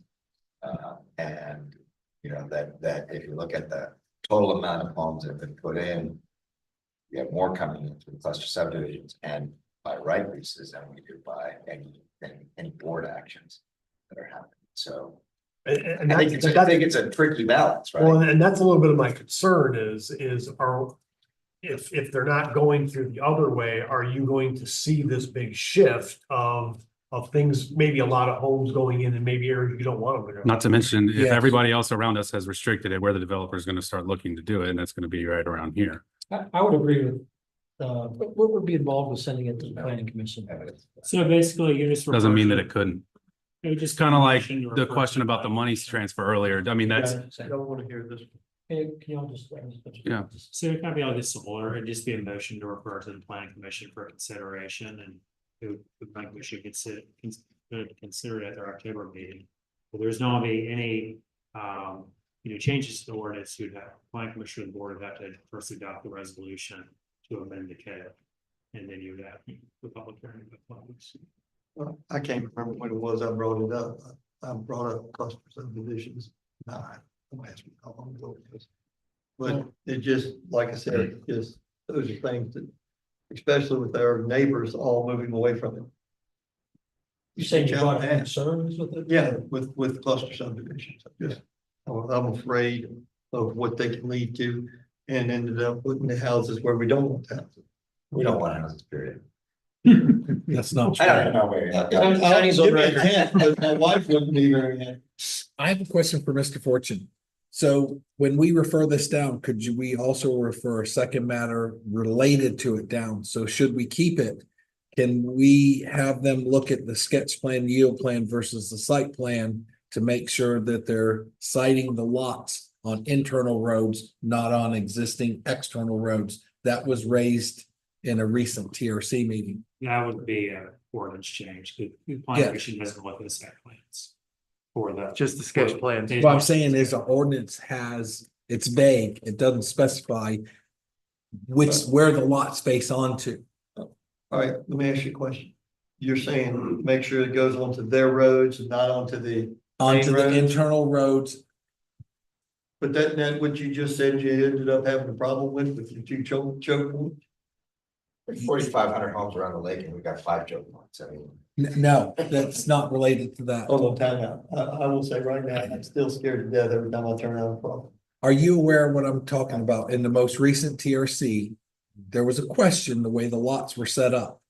And there were lots that faced onto an existing roadway. I think I see what you're talking, the yield plan for the Reventon subdivision. Yes, there were some lots that were fronting, Rolling. Briary, Briary Creek. Briary Creek, I believe it was. But Oh, no, Briary Creek, But not on, it's just the yield plan, not on the sketch plan. So if it's Briary Creek, then that's not gonna be a huge issue, because that brings them out where they're gonna have to come. What I'm saying is, if we're looking at keeping this as an option, so planning commission. You've got to look at two pieces. Do we get rid of it or do we keep it? If we keep it, we should fix that flaw, the wording flaw in our ordinance to make it clear how the lot should be cited on your yield plan. I would still think I would, still go to public hearing, right? Because of the. Yes. Because of the change, but yeah. Yeah. there, language. You could solve that problem by giving yourself an oversight in the SUP process there. Yeah. So if we get rid of it, it's not an issue. The one thing we have to look at is if you look at the state code, it says the implementation and approval of the cluster development and open space shall be done administratively by the locality staff without a public hearing. So we can't go to planning commission really is only accepting. They can't really dictate this is how it works, it's really staff's duty, how looking at the preliminary plan, how it's set up. It's just and I know Mr. Fairchild was at that public hearing, but that was one of the first subdivisions, public hearings that I've been a part of. And it's really, I guess it's not a public hearing, it's an action matter, or is it a public hearing? No. And it's not, because really the citizens have kind of like really no say over what's kind of going on there. And then really the planning commission, I mean, I almost had to ask myself why even, I guess there's some sort of process or legal code that says it has to go before the planning commission, but it was almost like a waste of time. And the only reason that one was deferred and could be deferred was, I think there was a question to Mr. Witten about Some VDOT. VDOT issue. And it was just kind of like, and my thing was like, okay, well, what if you don't, if they get what they get from VDOT and you still kind of don't really, you still have issues with it, it really doesn't matter. Yeah. It doesn't matter, It's about right. and so. That's why in most localities, their plan commissions don't consider sketch plans. It's kind of rare that what we do. Actually, I think I heard recently Mr. Payne actually had recommended that plan commission no longer approve accept sketch plans. About a couple of years ago, he made that recommendation to the plan. one of the things, I mean, aside from growth, whatever your philosophies on that. I mean, to me, when I look at cluster subdivisions, say 2 rivers or something, I like the fact that instead of taking 60 acres and whether you're putting, one home on 5 acres or one home on 10 acres, is the fact that you're preserving 75%. That you are concentrating the rest in a particular area, which I think also can add to sort of value, does reduce the cost of services. So, I was always very impressed when I went to go to rivers. How that works. There are other cluster subdivisions that are smaller, there are some that are bigger, but that to me, it seems like it's worked pretty well. And it isn't creating some enormous crisis growth. But could it? But tomorrow the world. Yes, it could, but I think looking back and saying, well, it hasn't been this is kind of being predictive about what could be down the road. And I understand what you're saying. I mean, the numbers do show that it hasn't been a huge issue, but it doesn't mean that it couldn't be. Well, 2005, 2007, those were high growth years. We just went through high growth years here. That's just kind of the nature of it is, do you have a willing person who wants to subdivide the land or sell to do those things? Are they going to put the money into it? Again, 2 rivers, just to give you an example, they put the road in and they put the utilities in. And I think that place sat without any homes on it for almost 8 or 9 years. There's no guarantee that when you do this, it's still a huge investment and bet that you're putting in. You're going to make that happen. Yeah. I don't think this is the place to debate the pros and no, cons. I'm- It should be, does it go to the planning commission or I was not? gonna ask, do you wanna make the motion? Is it, did you mention that? Yeah, I'll make a motion that we refer this to planning commission for review and recommendation back to the board of supervisors by the second meeting in November. Discussion, real quick. What does that say for applications that are currently in the hopper? They can proceed. I mean, I'm sorry. applications can proceed until the ordinance is in place. Okay, So, So it gives us a by right use.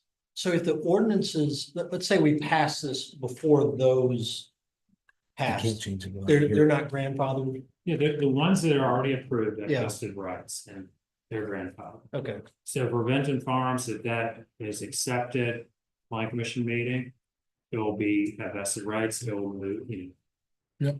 So if any applications come in between now and between the ordinance change and they go through the plan commission and they're accepted, they have vested rights. and specifically, what we're remanding is for them to just take a look and look at essentially whether we would remove this by right use, and I'm assuming that the next step would be by special use permit, correct? Well, I mean, you'd go through the normal rezoning process. Yeah. You do the reason. Yeah. You could send it to R3, R4, you could do We it. can't do our. Well, you said previously that they tend to go where there's public utilities. No, I said that's, that's kind of differential is the Yeah. reason you have a question. They don't have. Right, the R4. So it'd be a rezoning, likely not a special use permit, correct? Yeah, all right, I'm good. Your question? Yep, thank you. Sorry, you made the motion? You Okay, second? second. Mr. Hodge made the motion, second by Mr. Sheridan, all in favor? Aye. Anybody against? Hey, did you vote? No, Okay. I'm sure, I watched the lips. I don't have any problem, no, I don't have any problem with that into, for them to look at, I mean. Okay, chair votes aye 5-0. Moving on to, Was there any other new business? oh, I'm sorry. Yes. Tim, did you have something you'd like? to Yes, I did. We briefly covered the budget season. I just have one request. When we do the nonprofits. Yep. Can we ask them to complete that entire form and to also give us their 2 previous years' financials as part of the packet, rather than having to fish around, look for it, whatever. If they're unsure what a good submission looks like, tell them to look at Fluvanna Louisa Housing Federation. That was a really good one last year. Yes. So, the form plus 2 years financials. Yep. A lot of times some of them were filling them in and they would either leave blocks blank or put something, what happens if this is not funded? It's not funded. That's where you're supposed to tell me the world's gonna end and all the bad things. So I don't know what impact it will have. I agree with that. It'd be interesting to see what surrounding locale, but you could make up a list of things that you could ask to want these people for, but I know sometimes you have to go fishing like, well, what did Louisa do here? Or what did, and I know we don't have to model everything on after that, but it would be nice to know what maybe some surrounding localities have, what they were given the year before by that Yeah. locality. I would say probably Louisa, Albemarle, Charlottesville, Albemarle, yeah. Green. Mhm. That would be helpful. Anything else? All right, we were going to move on to a second round of public comment. Anybody wishing to address the board, please come to the podium, state your name and address, and please remember to keep your comments to 5 minutes on topic and direct it to the board. Come on, Andy, come on up. Did you have some, Tony? I think you're 3 for 3 on the last second of your public comments, brother. All right, seeing nobody wishing to speak, we'll close a second round of public comments. Mr. Chair, I move the Fluvanna County Board of Supervisors enter into closed meeting pursuant to the provisions of section 2.2-3711A8 of the Code of Virginia 92 as amended. For the purposes of discussing legal matters, plans, property, water and sewer construction project, contract user grants, cluster and water and sewer ordinances. Second. Motion made by Mr. O'Brien, seconded by Mr. Goode, all in favor? Aye. Chair votes aye, 5-0. One more shrimp. You ain't gotta leave, you gotta leave out of here. Hey, did we ever find out what happened to the lights? They're on a timer and Oh, really? and they had the wrong date for the timer. Okay. What runs?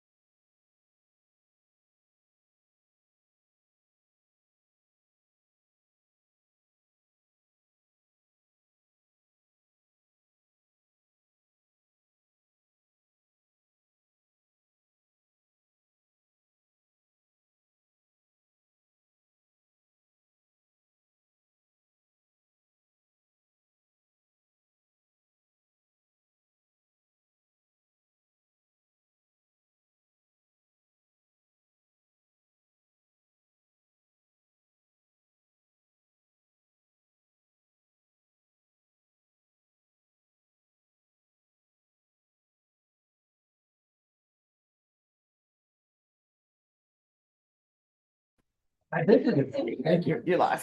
Live, okay. Yay. Mr. Chair, I move the closed meeting be adjourned. Go, go. Mr. Chair, I move the closed meeting be adjourned. The Fluvanna County Board of Supervisors convene again in open session. Be it resolved, the Board of Supervisors does hereby certify to the best of each member's knowledge that one, only public business matters lawfully exempt from open meeting requirements under section 2.2.3711A of the Code of Virginia 1950 as amended, and two, only such public business matters as were identified in the motion by which the closed meeting was convened, were heard, discussed, or considered in the meeting. Second. Motion made by Mr. O'Brien, seconded by Mr. Goode. Mr. O'Brien, Aye. Mr. Goode, Aye. Mr. Hodge, Aye. Mr. Sheridan. Aye. Chair votes aye, passes 5-0. Motion to adjourn. Second. Motion made by Mr. Sheridan, seconded by Mr. Hodge, all in favor? Aye. Good night. Mr. O'Brien. Aye. The chair votes aye, 5-0. He loves to do that, Mr. President. By the way, I noticed you were able to, I was watching you doing that.